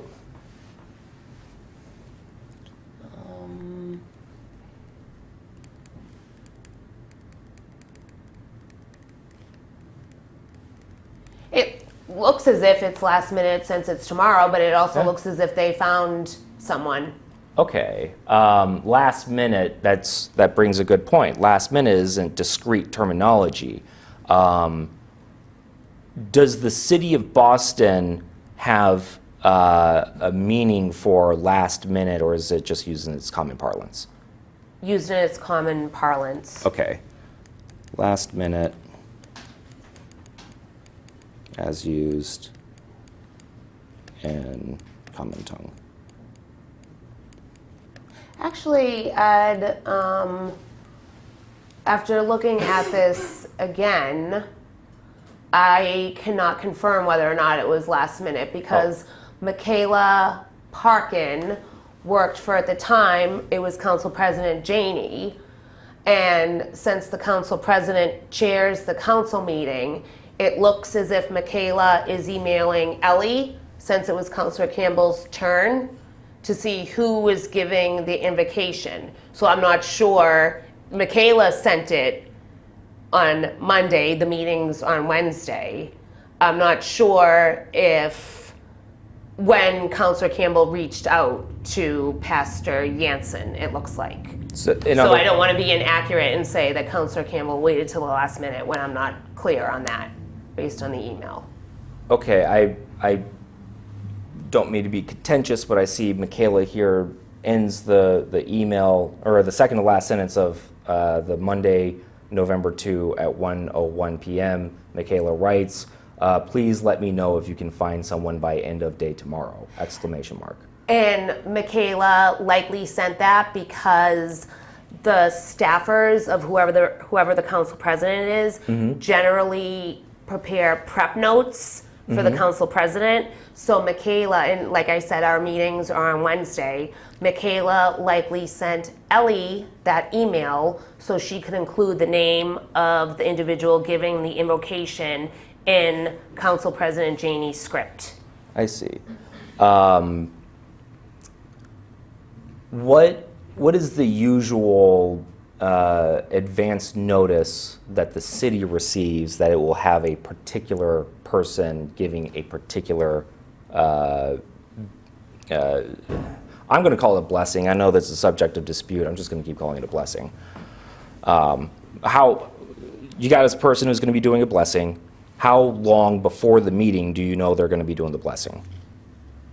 Do I know, or does the city? The individual counselor, they may reach out to them well ahead in advance. Whoever is inviting someone, that I can't speak to. Sorry, I hate the theatrics about it, but technically I'm not talking to you. I'm talking to the city of Boston. So it would vary on counselors depending how much notice they would give. So I'd probably need to talk to them, huh? Yes. Okay. All right. So how much advance notice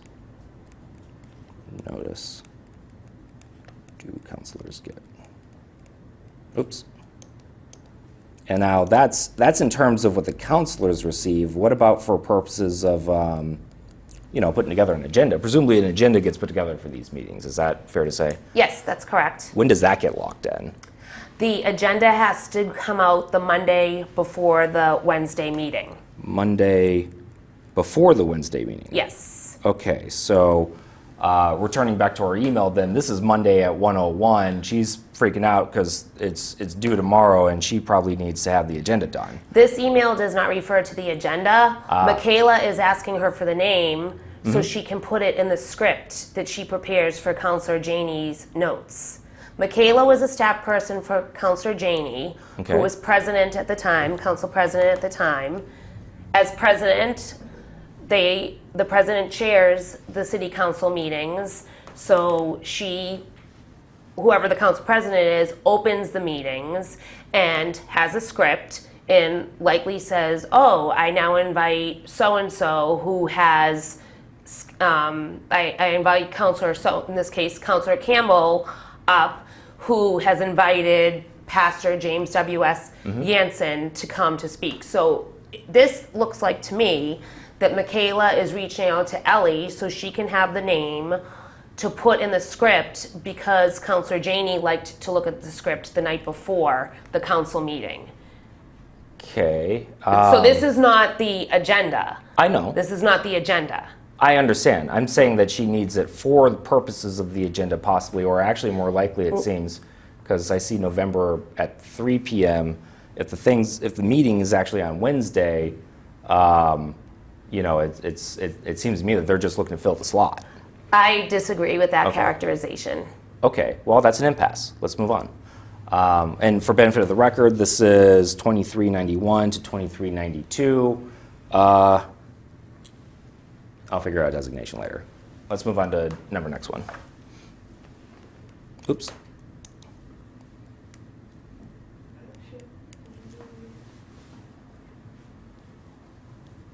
Oh, thank you. 2733 to 2734. Let's see the top of 34. What? Yeah, those are just signatures. So we're just going to do 2733, unless opposing counsel, do you object to me only use as a general proposition? Can I just skip signatures? Please. Okay. Less paper, I prefer. Let's scroll up slightly more. What is going on here? So these are a lot of emails. Let's start with the bottom most. We are looking at an email, and sorry, I'm just going to take over this. I think it's going to be a little bit more efficient. We see June 10, 2020 at 8:33 a.m. Michael Benetti writes to someone named, Madam Witness, could you please state the You lady. pronunciation? You lady, thank you. Please carry away with the body of the text. We have a priest to preside over the invocation today. His name is Father Michael Della Penna, OFM, pastor of St. Leonard of Port Maurice Parish in the North End. Thanks, Michael. Okay, does the shorthand OFM mean anything to you? It does not. Okay, I see that it follows a priest's. You're gonna have to forgive me. I really apologize. I don't speak the jargon of the Catholic tongue. Is this Father Michael Della Penna? Is that correct? An OFM pastor. It seems to be like a priest, some kind of honorary suffix. I don't know I see. what that is. Okay, but I don't know what that reference is. okay, and he's a pastor of somewhere in the North End, which I presume from context that this is a neighborhood or a smaller subpart of the city of Boston. Is Yes, that correct? it's a neighborhood of the city. Okay, so we see that once again happened at Wednesday at 8:33 a.m.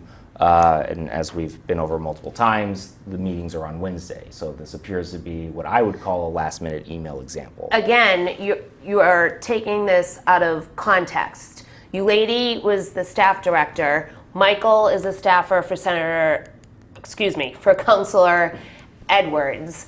He is letting you lady know who is giving the invocation. This was also during when we were on Zoom. So we were having staffers coordinate who was going to be let in to as a panelist. So Michael is letting you lady know that this person is given the invocation. It doesn't necessarily mean it was last minute. It's just that this is the day of the meeting. So Michael is letting you lady know. Okay, So I do not think that we can say that it's last minute. well, not on the strength of this email alone. I'd probably need to go talk to someone. So is Eulady still at the city? Not with the city council. Is she anywhere in the city? Yes. Okay, what does she do with the city? Sorry, I'm assuming genders. What is the preferred gender I believe she prefers she, her. Okay. I am not sure of her exact title. I know she's in the property management division. Do you know Eulady's last name? Yes. What's Valdez, Valdez. okay?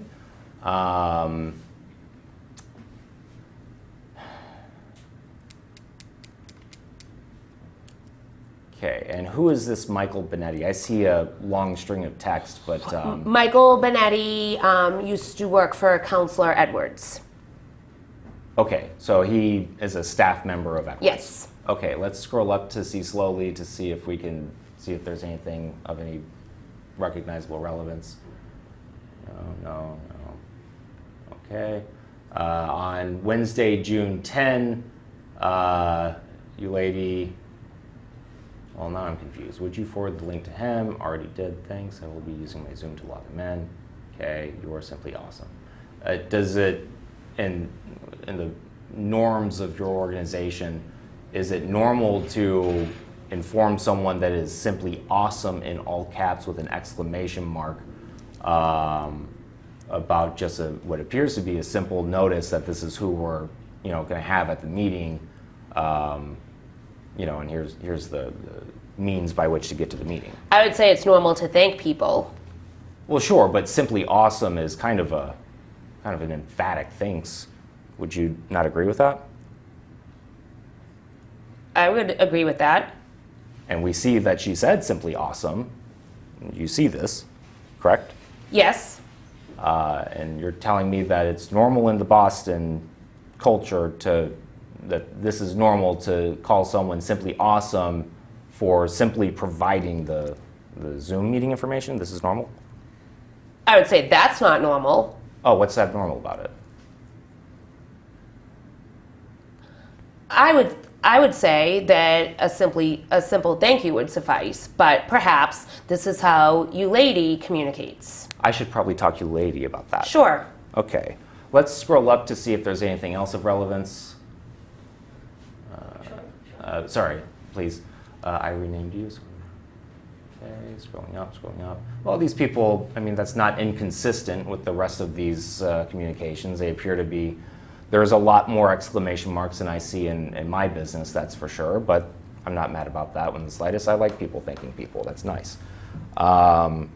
So this appears to be the exhaustion of use on here. So we're at Exhibit 5, once again, 2733. I'm going to call this the Simply Awesome email. Awesome being in caps, of course, exclamation mark. All right, let's go on to next one. Scrolling to the bottom, 2723 to 2726. Let's begin with the bottom most, please, so that we see a proper chronological order. What did we say, 23 to 26? To 26. Okay. This email correspondence begins, it's a series of emails that begins on June 17, 2020, from, once again, Michael Benetti to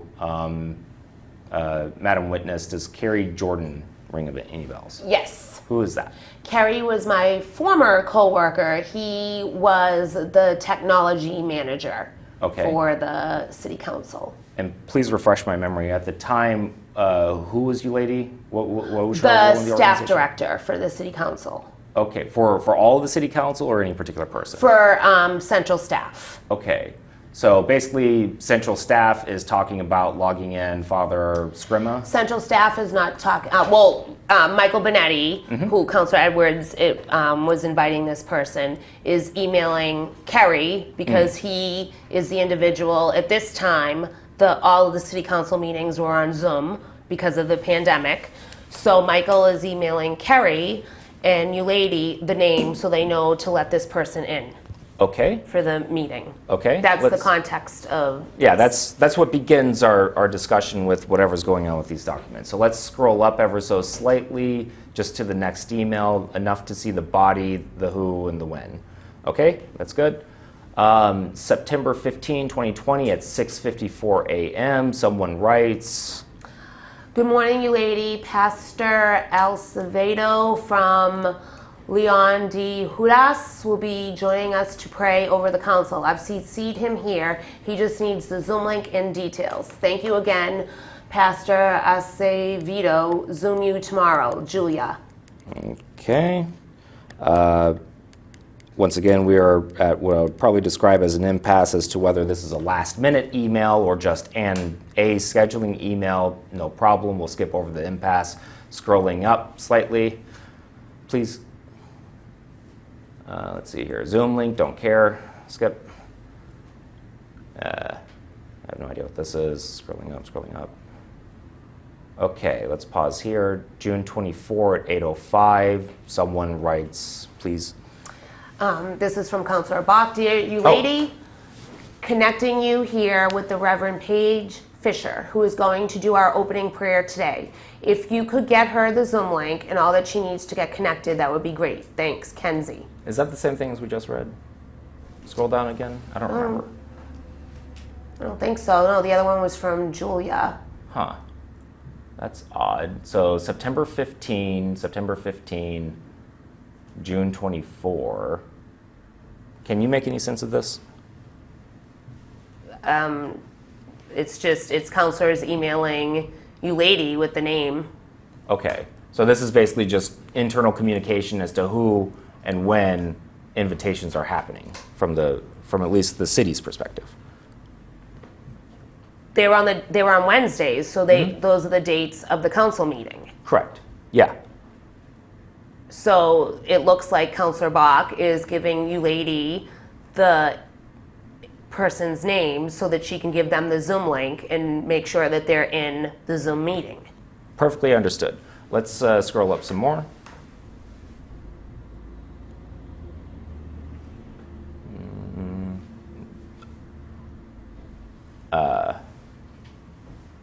It's basically the same thing again. Let's scroll up. Invitation info. Okay, just scrolling. We're just skimming at this point. This all seems to be pretty much the same thing. I'm confused as to why there's one PDF. Oh, I get it. I sent RFPs and I just got basically a document dump. These are probably just what my people said. These are things that I should look at. And I'm looking at them for the first time with you. So let's scroll up, scroll up. Okay. What is this again? This is 6/27/23 to 27/26, miscellaneous. Madam Witness, how would you describe this PDF? I can't think of a designation. Emails regarding invocation, Zoom links. Resume. Sorry, Zoom. How'd you, prior to saying Zoom links, you said emails regarding Invocation names Zoom. for Zoom links. invocation links. And I don't know if you want to indicate that they're internal. Yeah, I like that. Internal, miscellaneous internal emails about invocation, Zoom, links. Great. Next one, please. Oh, wait, for benefit of a clear record, we just finished looking at Exhibit 6 that begins Bates stamps 27/23 to 26, so designated. Let's move on.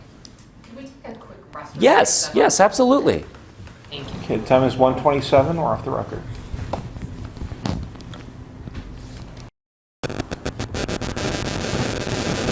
Okay, we are back on the record. The time is 1:38. Okay, I errantly neglected to take note of something else that was important on defendants 2320, which we had in undesignated number 3. I now see why this was brought to my attention. Let's scroll up ever so slightly to something about honoree. There it is, honoree. What city of Boston does honoree mean in whatever this kind of document is that we're looking at? I believe that document, it refers to the Black History Month event. So honoree, each counselor was picking a Black member from their community to honor at the event. Okay, and how do you know, well, first of all, is this name, how did you come to that conclusion? Help me draw the dots. Because between I knew honoree about the event, because I was working at the city council in my same job at Oh. the time, so I knew about the event, and I knew the counselors were picking people to recognize at the event. Basically, you remember. Yes. Okay, cool. No longer care about this one. Let's skip to next one, which is after 27/23 to 26.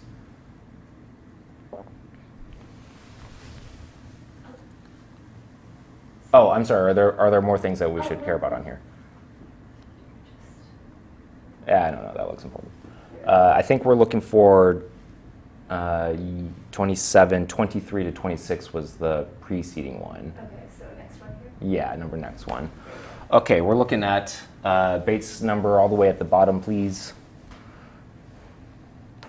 That's a signature page. Let's scroll up. Scroll up, scroll up, scroll up. 2729 all the way.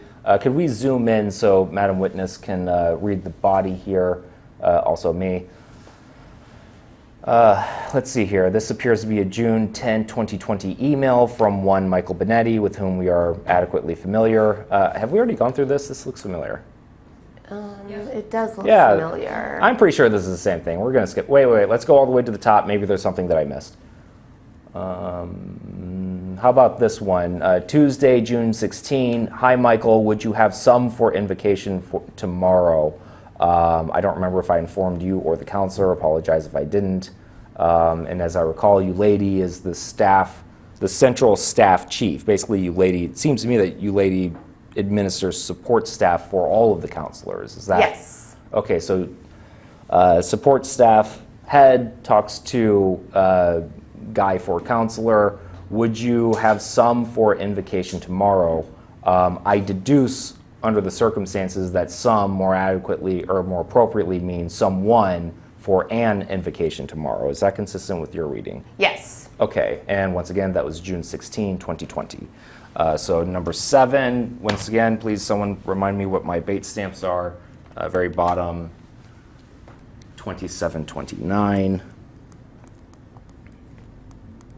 And I'm going to call this just another scheduling email. Okay, and scrolling back at the top, the notice was issued on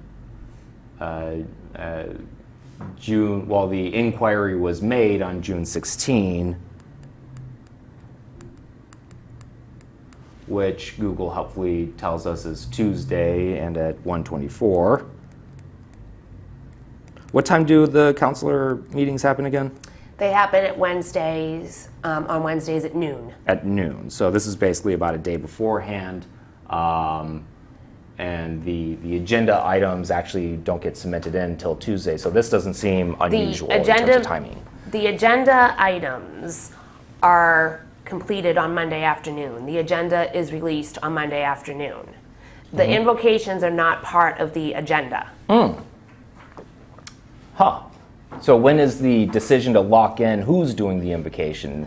Like when's the deadline? Surely at some point it's too late. That is, the counselor invites someone. I imagine counselors have different time frames. Yeah. This email is between you lady and Michael Benetti, and for context purposes, it was during the time when the city council was remote because of the pandemic, and it looks as if you lady is asking Michael for the name so that you lady is able to let the individual into the Zoom meeting, because you needed to be let into the Zoom meeting because it was for the counselors and they were participating via Zoom.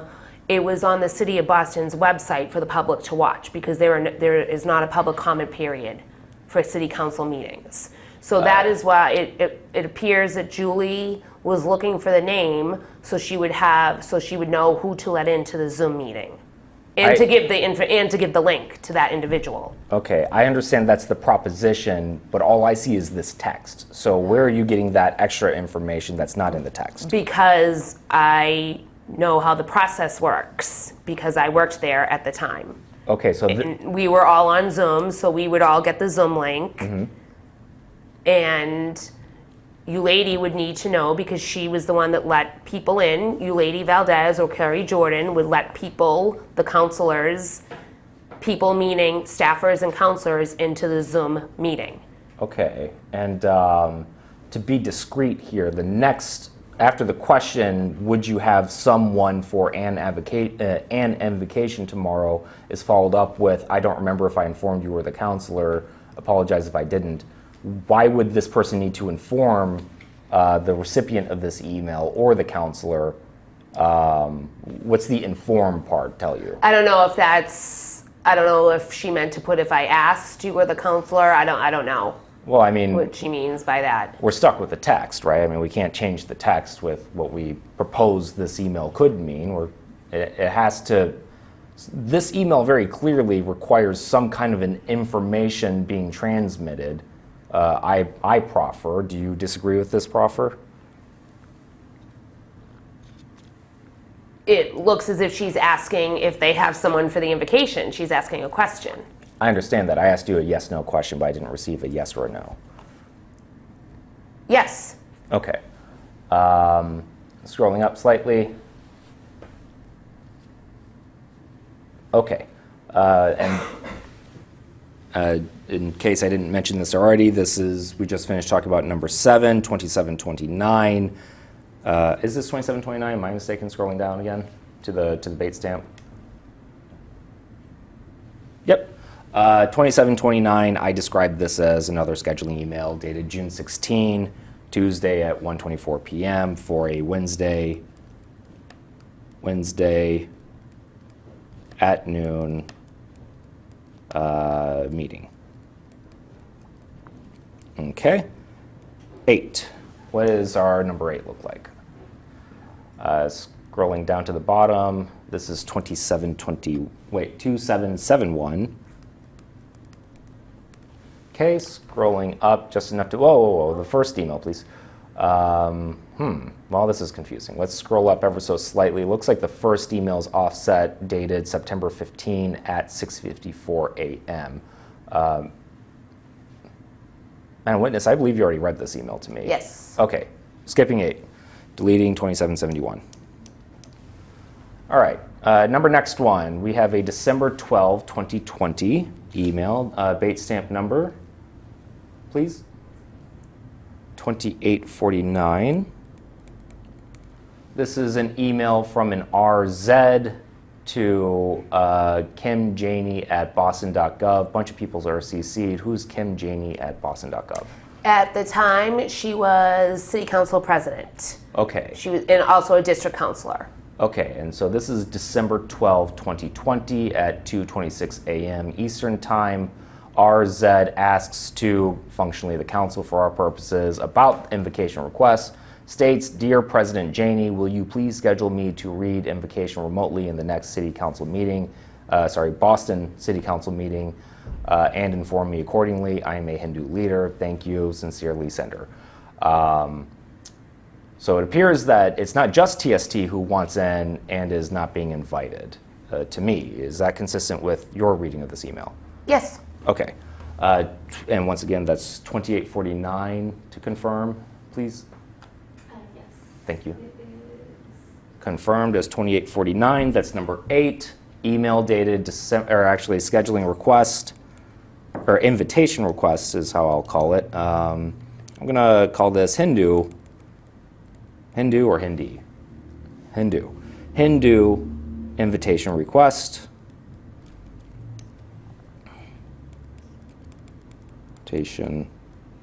Request, and that satisfies my purposes. So let's move on to the next one.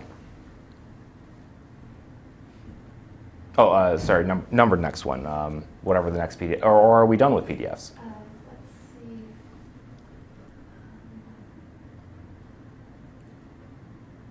Yep, that's the last one. Okay, that's the last one Nick found, but there's another one that's more important to me. So we're going to take another break while I find it. Very good. Okay, the time is 1:49. We're off the record. We're back on the record. The time is 2:45. Okay. Due to technological errors, I have an email dated October 19, 2017 that I can't put up on the projector. We'll fix this later. The bait stamp number is 2890. This comes from 2890. Once again, it's not going to be up there. It's on my tablet. You guys got to come huddle in and take a look at it. I will zoom in. Everyone come see. This is an email from Elena Olson, for benefit of the record, dated Thursday, October 19, 2017, to Madam Witness. Could you please state the person's name here? To Anissa Asabi George. Okay, and who is that in the city? She was a former at-large city councilor. Okay, and as of October 19, 2017, was that her position? Yes. Okay, recently Mayor Wu had an opponent who I believe is the same person. Is this the mayoral candidate opponent against Mayor Wu? Yes. Okay, great. Please read for benefit of the record in full this paragraph here, the body. It is absurd that this group feels entitled to being invited to give remarks at the beginning of the council meeting. And frankly, it's insulting to all of the amazing religious and secular leaders who are invited. They are invited because of all of the incredible work that they do across the city, work to end youth violence, work to provide shelter and stability to the homeless, or compassion and support for people in recovery. I will not give up the opportunity to highlight one of these amazing leaders who I am privileged to work with for the Satanic Temple. The City Council does important, serious work for the people of Boston, and when we invite someone to participate in our meeting, it is out of a profound respect, not a sense of obligation. Okay. I'm sorry. Oh, I'm so sorry. I'm having a technical issue. Can I just have Yeah, of course. Yeah, let's take a break. I just have to restart. I'm No, sorry. no problem. Okay, time is We got plenty of time. Time is 2:47, we're off the record. Okay, we are back on the record. The time is 2:48. Okay, due to technological issues, we are back on the record. I'm going to take over with some expository background and then follow up with the questions. So I take note, please everyone else also take note that this bottom of the screenshot states in bold, please remember this is a City of Boston email account and the content is a matter of public record, period. Elena Olson being the chief of staff for Mayor Wu's former opponent, I know nothing more about this email, which is why I called for the 30B6 deposition about all discovery, because I figured stuff like this would probably be in here. So, City of Boston, is it true that your position, or at least your employee's position, finds it absurd that TST would demand legally an invitation? It looks as if Objection, you can answer. It looks as if that's the statement that was prepared. Okay, and it appears to be a matter of public record, and contemporaneously so, that Mayor Wu's former political opponent found it to be a matter that, quote, I will not give up the opportunity to highlight one of these amazing leaders who I am privileged to work for, or work with, for the Satanic Temple.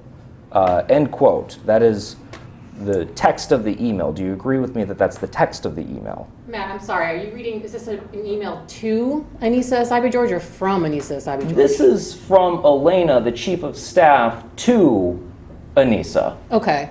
So that's For not, those Anissa. aren't, just because I can't see this email, those aren't Anissa Cyber-George's words, those are the emailer's words? No, this is her words by her person on her behalf. That's what we're looking at right now. Again, basic agency principles flow up to her, which in turn flow up to the city, body public. So I'm very confused by this email because it seems to me as if it's exclusionary, which is why, City of Boston, I inquire into you as to your employee, whether you think as well that your employee appears to be something, giving up an opportunity for someone good so that they have to give someone an opportunity to TST. Would you agree with me that that's your employee's statement? Objection, so this is the same type of objection as before, that she can't speak to whatever this person's state of mind is in this email. Oh, so I should talk to Anissa then? That's who I should talk to in a Talk deposition? to someone other than Christine O'Donnell, correct? Okay, cool. We will depose her personally, unless you object right now. Because it seems to me that before, when I sought to take Mayor Wu's individual testimony for the purpose of talking about that there video, it was a whole thing.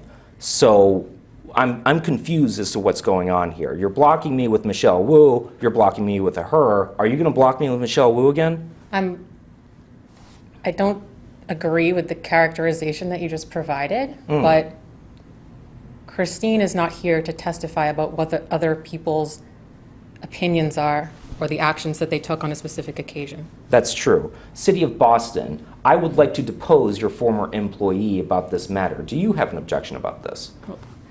I will make objections as to who is or is not deposed, and if we get a deposition subpoena, we'll cross that bridge when we get to it. But I'm not making a statement on the record now as to what the city will or will not do in response to a deposition subpoena that's properly noticed.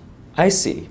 Very good. Okay, well then, we're at an impasse because I called a 30B6 deposition for all things discovery related, and this witness cannot speak to it, and you're also not providing me a different witness today who can speak to it, and you're also not agreeing that I can depose the person. So how do you propose that we resolve this issue? This, to me, is not responsive to any 30B6 topic for which Christine O'Donnell is identified. Really? It's not within the 30B6 designation. That is your Nicole O'Connor's for and on behalf of the City of Boston's position on this matter. If you want to point out to me which paragraph you think it's responsive to, I'm happy to take a look. I would be very happy to. Very, very happy to indeed. Paragraph 30. Any documents provided by the city to TST in discovery. Very end, page 9, right above the signature. To the extent that you want to ask about what the intent was of the document, to me that's a totally different request. So I think we have a different understanding of what this means.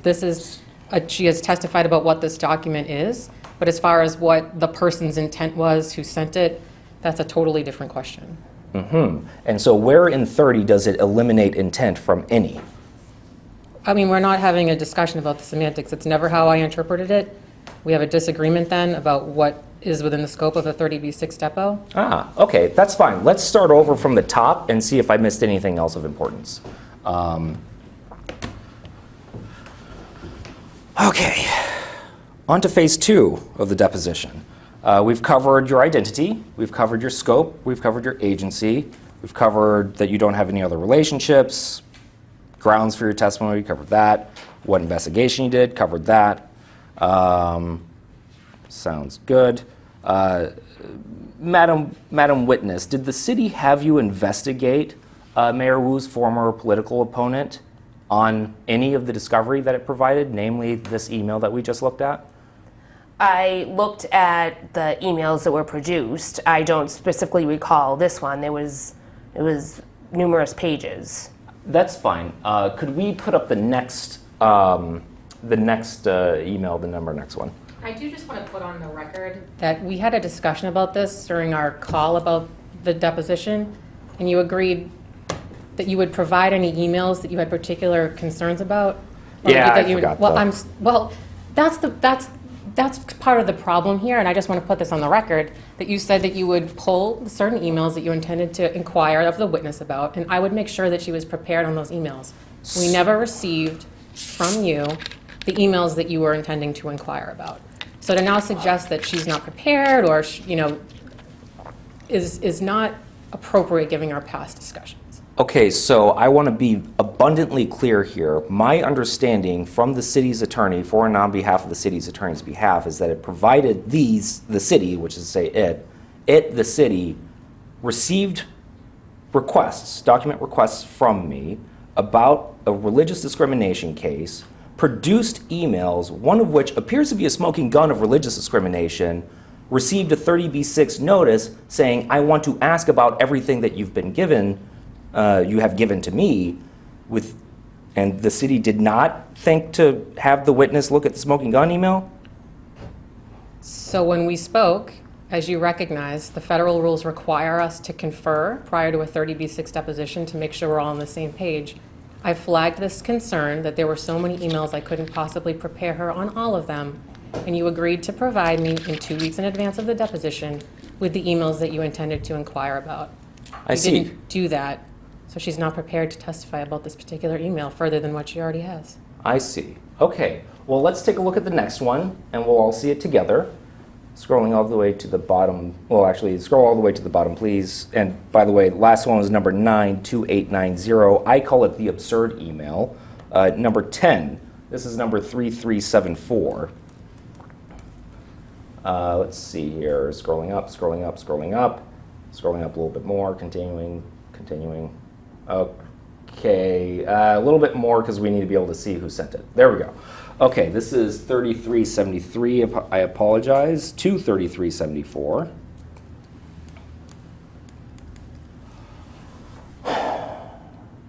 On February 14, 2019, which I take note is during the course of this litigation, Molly Jacobson at Jacobson Strategy emails to someone at Boston Herald a forwarded message stating, "Hi Megan," again with Boston Herald, which I presume everyone takes note is a publication of general circulation in Boston. Is that correct? Yes. Thank you. So Boston Herald takes note that from Megan, please let me know if I can schedule an interview with the Satanic Temple regarding this breaking news. Breaking news is the characterization of importance. Thanks, exclamation mark. Details unnecessary. Scrolling down, we're just looking for the word absurd.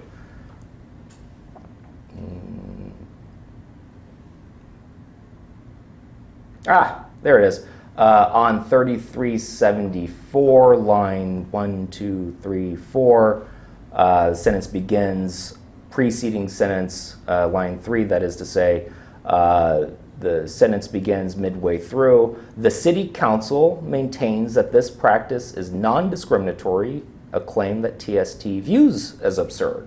So we receive your statement that it's absurd, we respond in kind, that your position is absurd. I feel like we're at an impasse here. Is that fair to say? City of Boston, witness. Yes. Okay, so scrolling up a little bit more.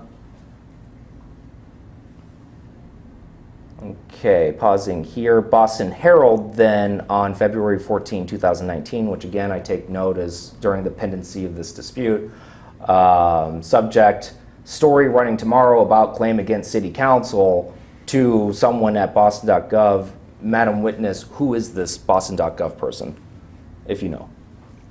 At the time, David Vittorini was chief of staff to, at the time, Councilor Wu. Councilor Wu, Councilor Wu's person received notice that TST, generally speaking, takes issue with not getting an invite as of at least 2019. Is that a correct understanding of this document here? Yes.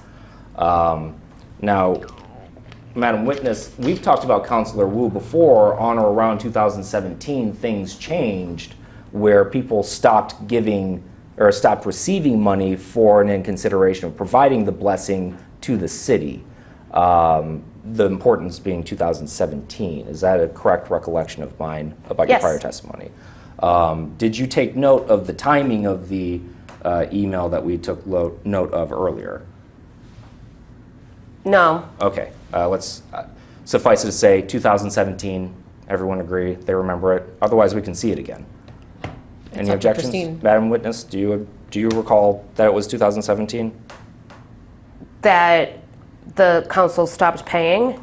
Well, no, more particularly that Oh, the Mayor Wu's... TST reached out? No. The prior exhibit that we looked at, this email dated, let's see here, October 19, 2000. It's not up there. It's on my thing. October 19, 2017. Everyone can see, Madam Witness in particular. Oh, yes. Yes, Yeah. right here. So I couldn't remember the date. Yeah, of course not. It's a date. Who would remember that? So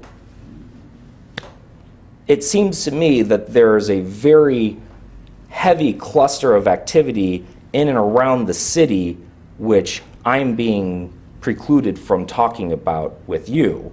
Who do you think would be the best person for me to talk to shed light on what happened, that the money stopped changing hands, and also that your other employees stated that they would not give up the opportunity to highlight one of these amazing leaders to work, who I am privileged to work with, for the Satanic Temple? That's the end of the sentence, but I take the implication that they are not privileged to work with the Satanic Temple, and also the Satanic Temple is not amazing, nor are they leaders in the public.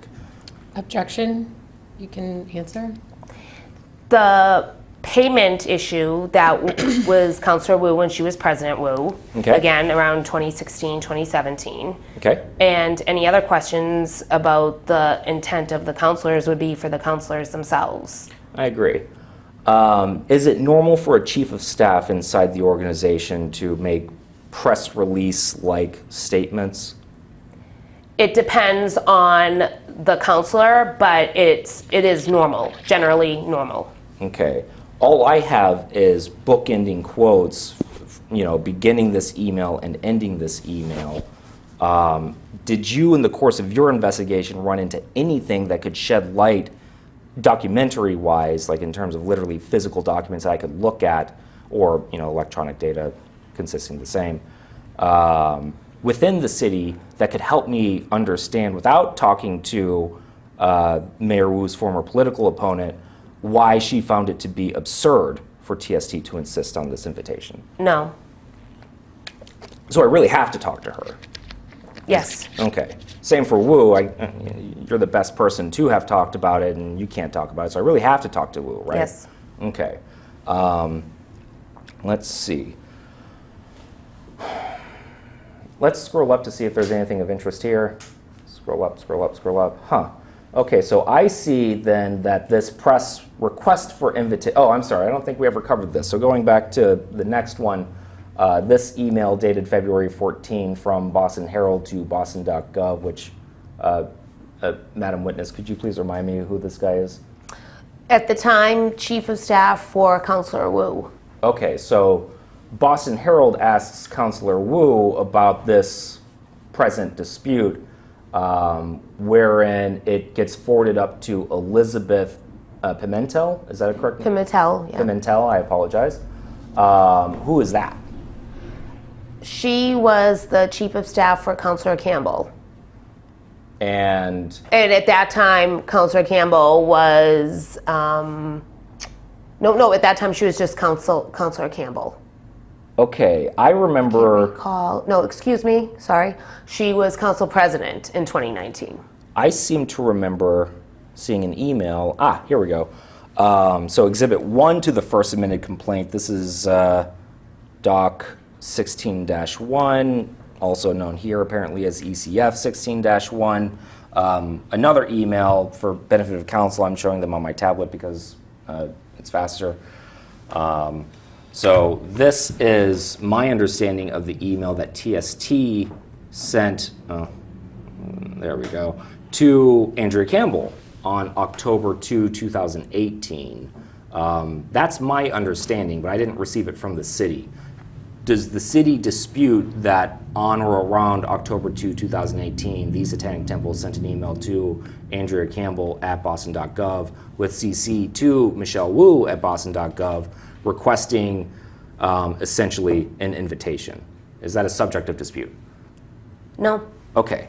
The details of the email I don't care about and I don't want to waste your time with. Okay.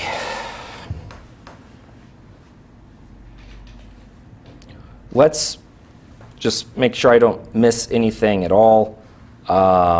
We're back on the 30B6 matters for examination. It's not up there. I'm gesturing generally.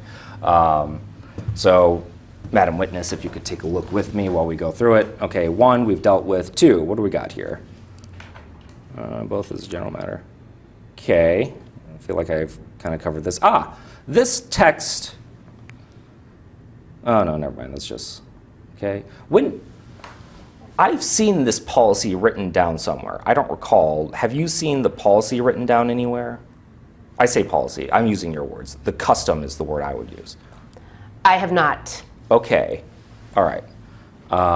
And to be a little bit more precise, I remember seeing it in an email from Michelle Wu to TST, essentially stating the position that we don't have to give you an invite if we don't want to. Is that a fair recitation of the email?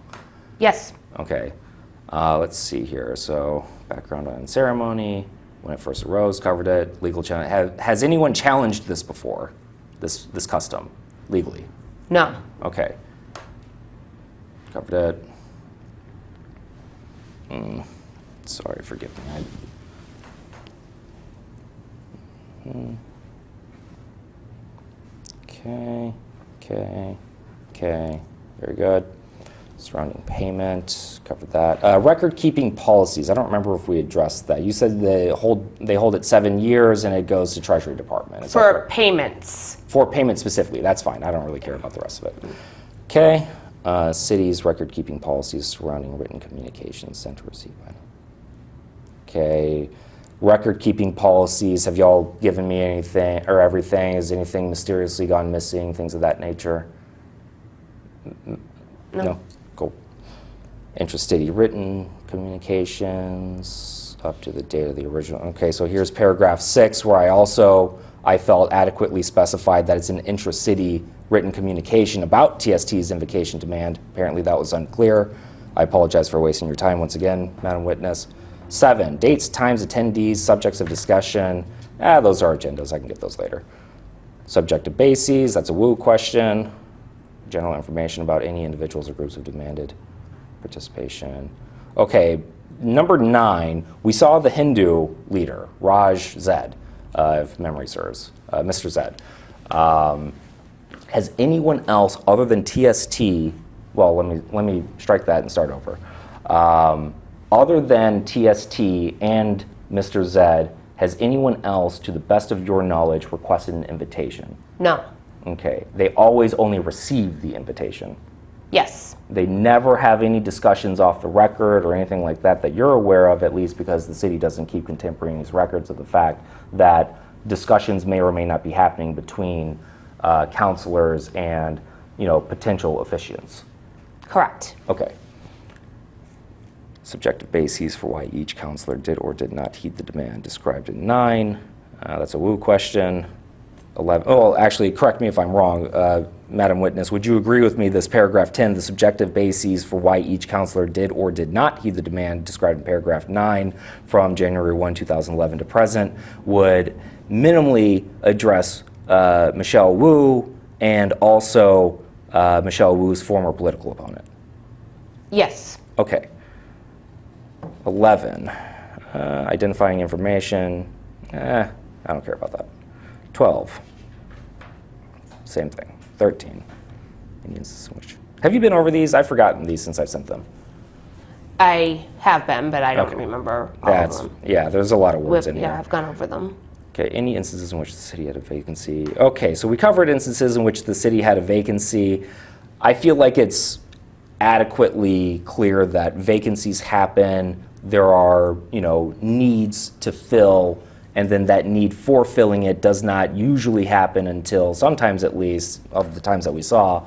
I say usually, let me back up. There are provably instances where a need was unmet as of, call it the day before the meeting. Do you recall those exhibits? I recall them, but I don't agree with the fact that a need was unmet. Okay. What is the subject of dispute there?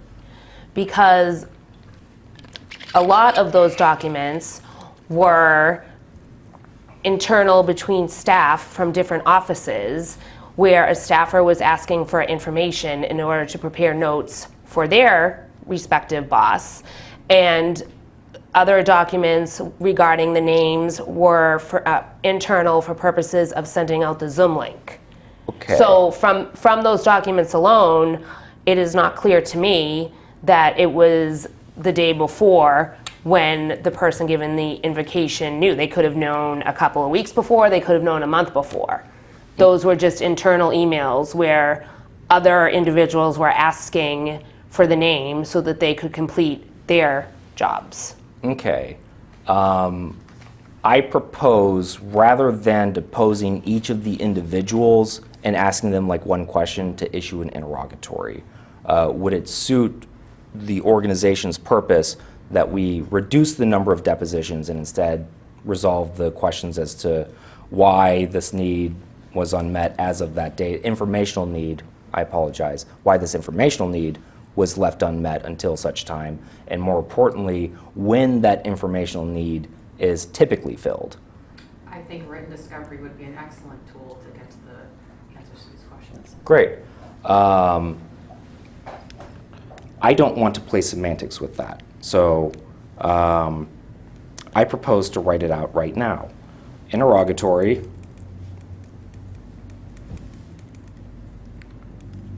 Number 1, or whatever, interrogatory number next one.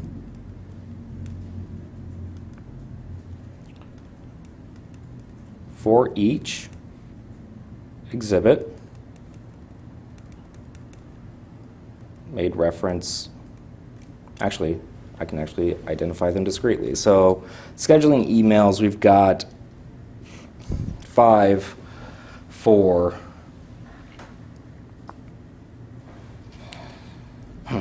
6, 7.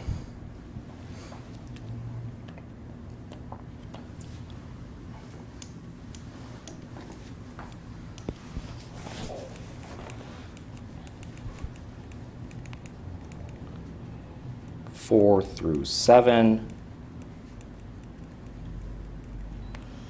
I propose to have an interrogatory explicitly state for each of exhibits 4 through 7, provide, whatever's in that 30B6 deposition notice, I'm going to copy paste it and specifically sub-itemize it. Might be letters, might be bullet points, I don't know. We'll figure it out as we go. For now, we're going to do A. I don't feel the need to copy paste those in handwriting. Am I going to get a form objection when I send an interrogatory for each of exhibits 4 through 7, please provide A through whatever discreetly copied? I don't these know, words- remember what exhibits you're referencing. I can't. That's okay. I can't give you an answer to that question without being served with an actual written discovery request. But I Oh. agree with you that rather Okay. than have unnecessary depots, Well- I'd much rather just answer interrogatories. Yeah, So I'll work I with you do to be too. reasonable about that. Okay, so more particularly for each of exhibits 4 through 7, please identify with particularity as follows. A, why was there a vacancy at that time? B, the date of the meeting in which there was a vacancy for the invocation at that time. And C, how, if at all, the time slotted for the invocation ceremony.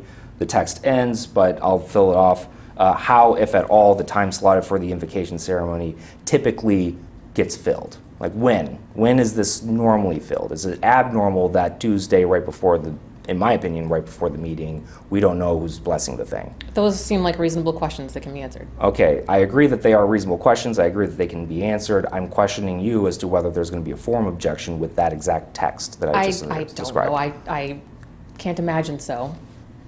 I would like you to please waive any opportunity to waive that. Otherwise, we're going to have another 30 I think this is a depo. discussion we can have after the deposition. If you want to do it on the record, we can do that. I strongly prefer to have the conversation on the record because you and I took materially different understandings of our last phone call. That's why we're having it here and now. Correct. Yes, correct. What do you mean by a form of objection? Like, this seems like a waste of everyone's time, but what do you mean by a form objection? A form objection is one to the effect of, I don't understand what this interrogatory is No, you're not going to get an asking. objection like that. Okay, that's a form objection. Great. Okay, so now next one, 14. Any instances in which the invocation ceremony did not literally employ a supernatural deity to give advice and guidance to counselors. Madam Witness, you've been seemingly, functionally a part of all of them. You're probably the best person to talk about these invocation ceremonies. How often do people give benediction for Satan to bless the matter? There hasn't been any. Never. How often do people suggest that Satan as a general concept is bad? That hasn't happened. Not ever? Not for the invocation. I'm confused. Not for the invocation or during the invocation? There You're- hasn't been references that I recall. Well, That- earlier you said not ever. Now you're telling me not that you recall. So now my job task is going to be to go find each and every instance that someone said something bad about Satan so that I can clip it out and have, I don't know, however many clips we need for trial. So are you going to go back on that, or are you just going to agree that sometimes people say bad things about Satan? Objection, you can answer.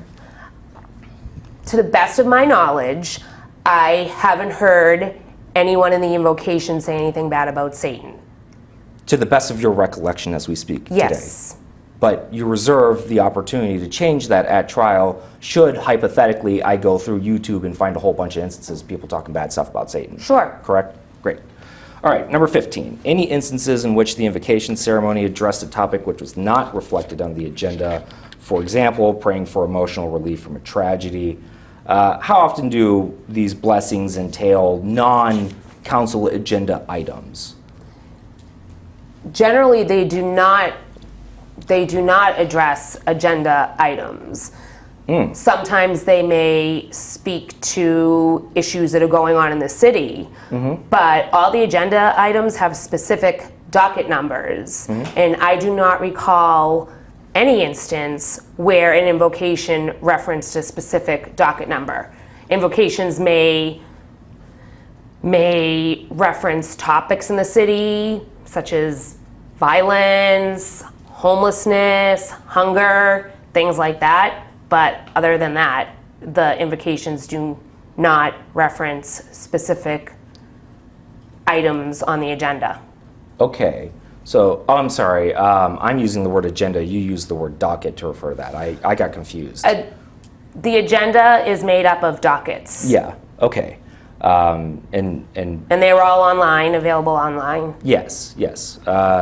In my parlance, docket literally just refers to a court's docket, so I'm not familiar with your words. Going back to this, so it seems fairly often as a fair response to, I don't know, sometimes people talk about, actually pretty much exclusively, they don't address specific topics on the agenda, as was my understanding of your response. Correct, yes. Okay. How often expanding somewhat beyond the agenda, how often does this invocation not just bless the event or the proceeding, but just more generally give blessings? For example, we saw the former in the earlier YouTube clip, the priest giving blessings to the counselors' families. I asked an unclear question, I apologize. How often do they bless people or things or ideas outside of the notion of this discrete event? I don't know of an exact number because the individuals use different terminology. Sure. But the invocations are there to recognize the seriousness of the work. Sure. They're done before the counselors begin their proceedings for the day. I do not recall how many times a person giving an invocation has blessed the counselor's family. Okay. Well, at least one is Sure, we all saw it today. Yeah. So, really, that's all the number I care about. Now, going back more discreetly to the question, would you take note if you're watching a blessing happen and they happen to bless something that's not the discrete event because to you, you're just hearing a blessing? Is that something that would happen? I'm not sure I understand. Would you take note, like for example, did you take note that this priest or whatever blessed the counselors' families? Did you take note of that? Because I took note of that. I did not take note of that. Okay, so you don't recall, but it's entirely possible with the information that we have available that it's happened other times as well. Yes. Okay. Let's see here. Any instances in which a guest... is it the general norm that these blessings generally propose that the council is subservient to some literal supernatural deity? That is not the general norm. I know we all saw a video today where the person giving the invocation referred to the counselors as God's servants, but that generally isn't the norm. Okay. As a proportion, how often do they say, generally bless the event, and more particularly, these are literally your slaves? Objection, you can answer. I can't give an exact number. I am not sure if, and honestly, I can't even recall if the video we saw today referenced the counselors as slaves. I don't recall any instance where they were referenced as slaves. Occasionally, there may be a reference to the counselors as servants, sheep. However, I do not recall where there's ever been a reference of the counselors doing God's work, where that's the norm for the invocation. Are you familiar with biblical history and text? Literally the book, the Bible. I know what the Bible is. I'm not a scholar on it. You don't have to be. It wasn't written in English, right? Originally. It was not originally written in English. It had to be translated for something for us to have it in English. Do you know how many times it was translated? I do not. Okay. Do you know when it was originally written? I do not. If I told you it was written, give or take, it was about a 200-year period, but call it about up to 200 Common Era do they call it Common Era nowadays? Within the past 2,000 years, it's not been written. So about 2,000 years ago it was, wide margin. Back then they didn't have butlers, you would agree with me, yes? Yes. They had slaves, right? Objection, you can answer. Yes. Okay. But the Lord's servants to you, City of Boston, not this particular witness, City of Boston, it's not your position that Lord's servants is really meaningfully different from Lord's slaves. Or is it? Objection. She can't offer the city's opinion on that particular question of the city's impression or use of that. Then I will ask you, what is the material distinction between servants and slaves in your parlance? You can answer as to you individually. My understanding, not in a biblical sense. I'm sure some use the term interchangeably. Servants may be paid during some times. Slaves it's forced labor. Yes, it is. I agree that slavery is forced labor. It's subservience. You don't have a choice. That's obsequiousness is the word I would use. That priest described governmental employees, in my opinion, as Lord's slaves. She used the words Lord's servants, but it's a reference to a book that says Aramaic words for literally slaves, or so I proffer. As you sit here right now, are you in a position to challenge my proffer? Objection? Yes, sir. She can answer that question. She can answer yes or no. Challenge your proffer as to what? I don't understand your question. Christine, I don't know if you understand that question. No, I do I not. object to speaking objections. Okay, There shall be no speaking objections, or that's going to be an issue for me. okay. Okay, no speaking objections. I know we've been doing a little loosey-goosey, but no instructing the witness on the record. I'm not instructing the witness. I'm confused by your question. It's a form of objection. I can't even make heads or tails of that question. Okay, the form of a form of objection is object, please answer. That's the full statement. Otherwise, it's a speaking objection, which is objectionable and grounds for discovery sanctions. Oh, okay. Christine, answer that question if you can. Please do. Yes or no, are you in a position to disprove that in Aramaic words, 2,000 years ago, Lord's servants was meaningfully different from Lord's slaves? No. Okay.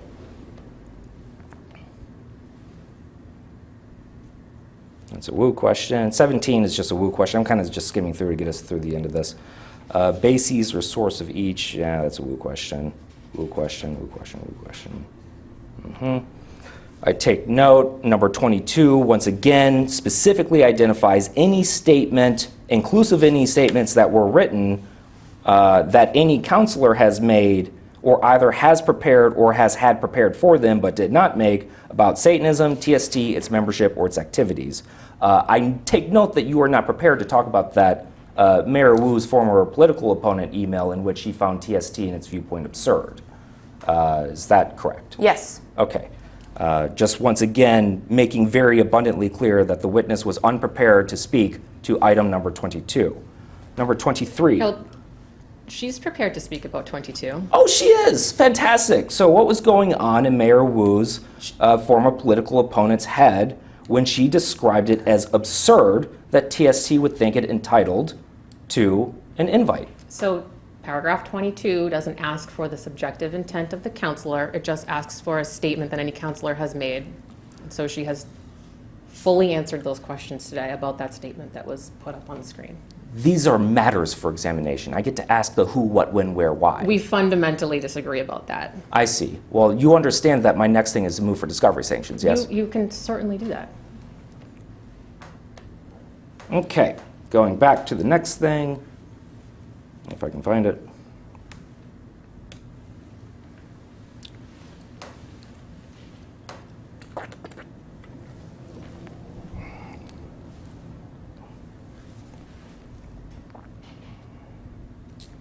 Number 23 was just basically, let's talk about the invocation. Let me be abundantly clear as to the kinds of questions I want to ask. 24, city demographics. That's a good one. City of Boston, do you keep official statistics of people's religious beliefs or preferences? No. Okay. Do you feel like it would be appropriate for the city to take note of the public's religious beliefs or preferences? Objection. You can answer. No. Okay. Why not? Objection. Again, you can answer. Again, this is outside the scope of the 30B6, but I will give a bit of leeway here. Thank you. I'm just not sure if it's relevant for the government's work with regard to trash pickup, public works, parks, things like that. I think we may have had a misunderstanding as to the question and answer. Sure. I asked if it would be improper, not proper. Oh, okay. So as I understand your statement, then I should have asked, to make your statement make sense, would it be proper for the city to do that? And I think that would make your statement make sense. Is that correct? Objection. You can answer. So you're asking if it's proper if the city of Boston would take... Yeah, socially proper. Let's start with that. If the city took data on the religious demographics. Correct. If the city had a record within its own records that identified, here's how many Christians are here in the city, this is the proportion of our population that identify as Christian, at least as of the date of this record. Objection. So I maintain the position that this is outside the scope of the 30B6 topics for which she is designated to testify. So noted. Witness, please answer the question. No, Would that be a right or I'm wrong? instructing my client not to answer the question. Oh, I'm It's sorry, I outside the misunderstood. scope of the 30B6 topics for which she is identified. Okay, and once again, because we have to keep going through this, you, Nicole O'Connor, are specifically directing the witness not to answer a why not question as to follow up on the response to item number 24. I want to make sure I'm Correct. abundantly I clear don't think about that falls within the scope of topic number 24. Okay, and you do not assert a privilege objection, There's correct? no privilege. I agree. Okay, 25, relative proportionate share. Well, 25 is basically the same thing. It's a spin on the same question. Does the city take note or otherwise record or otherwise even consider the relative proportion of how many people within the city are of any particular religious persuasion? No. Okay, so for example, the city doesn't have anything to compete with my Pew Research article I found on the internet that says Christianity is give or take a 55% populace, pursuant to its polling practices. No. Okay, can we agree that that's probably right? Objection. Do you dispute it? You can answer. No. You do not dispute. Okay. Sum of money the city is.